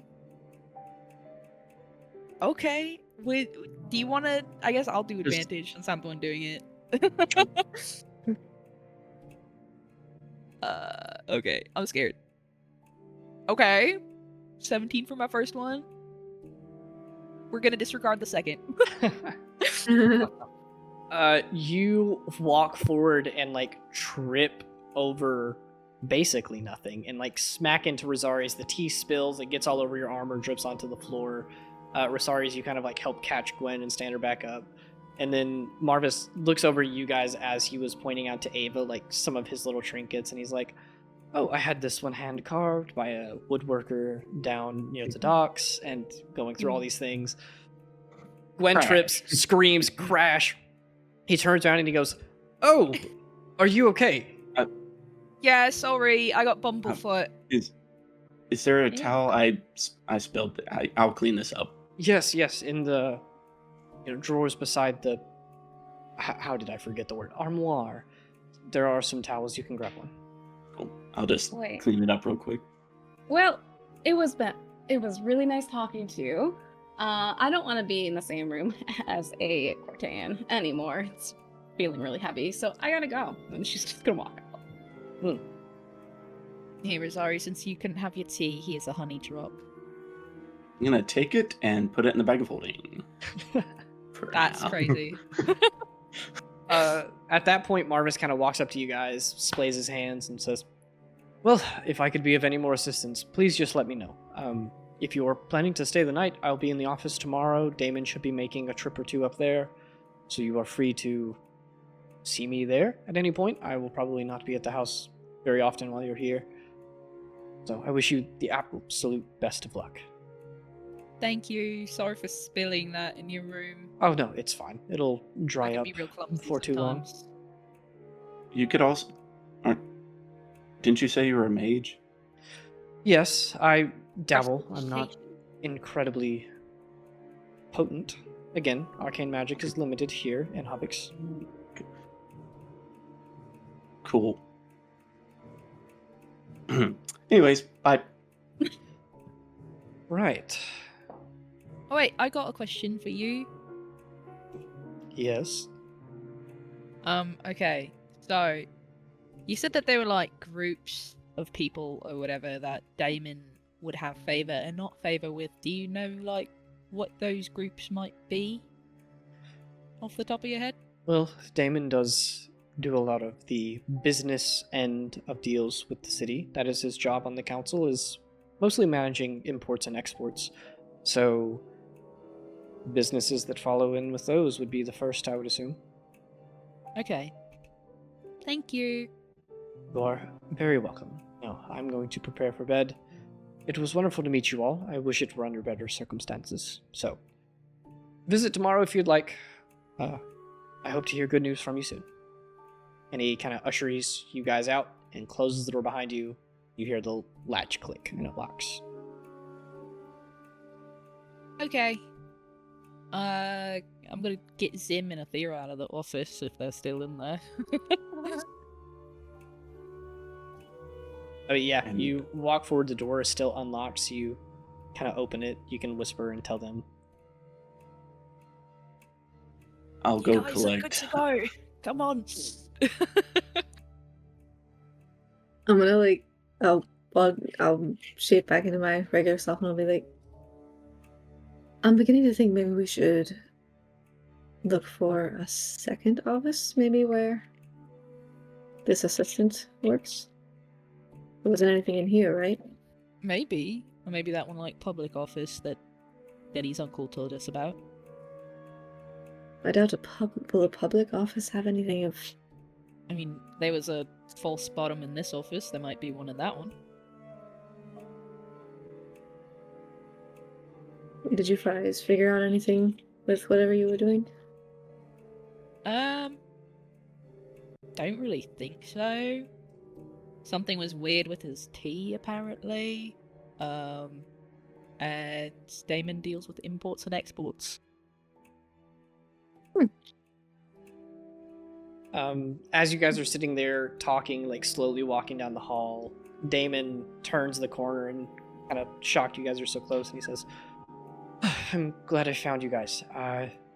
I have, and he reaches into like a huge sort of saddlebag and opens it in a like massive coin purse. He kind of holds it up and holds it out to you guys, and he says, I gathered this up. This is 1,000 platinum pieces. It should cover Whoa. the fee, just in case. I was told that you guys would probably have a bag of holding, so if you'd like to keep it in there for safekeeping, that should be better than me leaving it out somewhere. Alrighty. I'll Pop take that it. bag open, Athera. Oh, all right. He sets it down. It's this like huge bag full of coins. It drops into the bag of holding and just no weight at all. He looks at you That's so guys. heavy. He looks at you all and he says, I'm sorry, but again, if I never see another coin from that in my life, I will be fine with that. But I hope that you are creative in your problem solving and can find ways around the pertinent issues at hand. Has anyone ever told you that you look really, really good for your age? Yes, a lot. It is. What is that? Just genetics? Well, I do a lot of work to keep my face. Eva's getting closer and really inspecting him. He's kind of backing up a little bit, and he says, I am a public figure in the city. I do my best to keep appearances up. I wash and moisturize daily. I comb my hair. I go to the barber every week. There's a lot drop of... that skincare routine. Mate, Come on, mate. is there anything like weird about him? I don't know. Like his face or what I can see on him? What do you mean? I don't You know. asking if he's got like uncanny valley? Yeah. if he's some sort of shapeshifter, I don't know. I mean, you're free to... I just think, well, he looks too good Mhm. to be 40 something, whatever you said. I'm gonna let you decide. You can do one of two. You can either roll to like visually dissect what you see and see if there's anything there, or you can give an insight check on you questioning him, and I'll see how he rolls, if he's rolling deception or persuasion. Well, what would I roll for the other one? Just perception? No, I think it would probably be investigation, Why? Can I Why do you think because it's that? intelligence based. can I also check to maybe see if there's anything like fiendish about him? Sure. Oh. Separate rolls. Ava, give me yours. Glenn, give me yours. What are we rolling? Investigation. Okay. Or Oh, I yours, have you a- can I have a actually 0 roll to that. if your religion check is better, use that one. Who are you Yeah, I talking don't think so. It's probably I the don't same thing. think to? Oh, so. you're talking to her. Okay. I got a 22. Okay. I didn't get as good. I just got a 16. Cool. Gwen, on a 22, you've been around a couple of like tieflings. You've probably read up a little bit about fiendish creatures and beings. Most of it's mythological, obviously. Mystery. Yeah. I'm not just telling you no, I'm telling you you're kind of confident with a no. You're like, none of this really matches the whole fiend vibe. You're checking off some of the things about him and you're like, no, I'm not getting that. I'm confident it's not that. Ava, on a 16, you're rolling. Did you roll investigation? Yeah, I rolled whatever you told me to do. Okay. Well, I said you could roll investigation or insight. Oh no, I rolled. No, Insight wait, for the no. words, investigation for the. Insight for the words. No, I wanted to like really look at him and see if anything popped out Cool. about. No, his- I mean, no, you get closer and you can literally see like the pores on his skin. They are very like perfect in uniform. Everything is just so well taken care of. It's hard to Right. imagine the amount of work that would go into Mhm. keeping your Mhm. appearance like this. But Okay. I guess being a politician, he probably has people that do it for him. Well, she gets like really close and she's like, "You need to give me your skincare routine and that hair. Give me your barber." If you could even afford it, Ava. Right. Also, you should give me some money too. I'm pretty poor. I just gave you most of don't my tell her. family's reserve. Don't tell her. That's true. You did. You did. For a purpose. Right. Yeah, of course. For our expenses, Ava. Yeah. Yeah, our I'm gonna expenses. walk up to Athera and ask for the money bag and put it in my bag of holding. Dang, you both got bags of holding. Where did you get a bag of holding? I bought it. in the What's your point? summer, didn't you? It's They're not that perfectly fine. expensive. No. Here. No, I would rather me have the money. Well, I don't think it really matters. If it doesn't matter, then why are you stopping it? Just give me the money. I don't trust you to not run off and do something emotional because Kate is involved. Well, what's money gonna do to stop him? I think we all know that out of everyone here, I'm going to be the least likely to make a mistake precisely because it's Kata involved. What a point. I'm going to throw one more piece in there. I am not trying to sway the decision in any regard, but I do want to reemphasize this from Damon's perspective. He said that if you can solve this through other means, he's not telling you to like go slaughter all of these people, but he is saying extortion is bad. They've earned whatever you kind of give them. If you can solve it in other ways, he would love to have that money back because it's not going to like ruin him financially, but it's going to put like a really healthy damper on his bank account. So Athera, I think something that might pop into your mind is that you know how Rosaris has been acting for the past little bit. If anyone here would resist giving the money and would choose to fight, I think he would be first in line. So you can still make the decision regardless, but I'm just kind of like adding some pieces to the argument. Mm-hmm. I'm gonna like pull the bag out slowly and just like, don't go dying over this though. If it comes Oh. down to the money, we'll give it. Oh, I don't think it's going to come down to the money. She'll hand it over. I'll just slide it in my bag of holding and then give a little side eye to Ava and walk off. Cool. With that, Damon ushers you guys down the hall. He has a couple of guest rooms that he points you guys towards. You each get your own. Lucian, you also make your way back from the library eventually. So you all get a nice, comfortable, lavish room to yourself.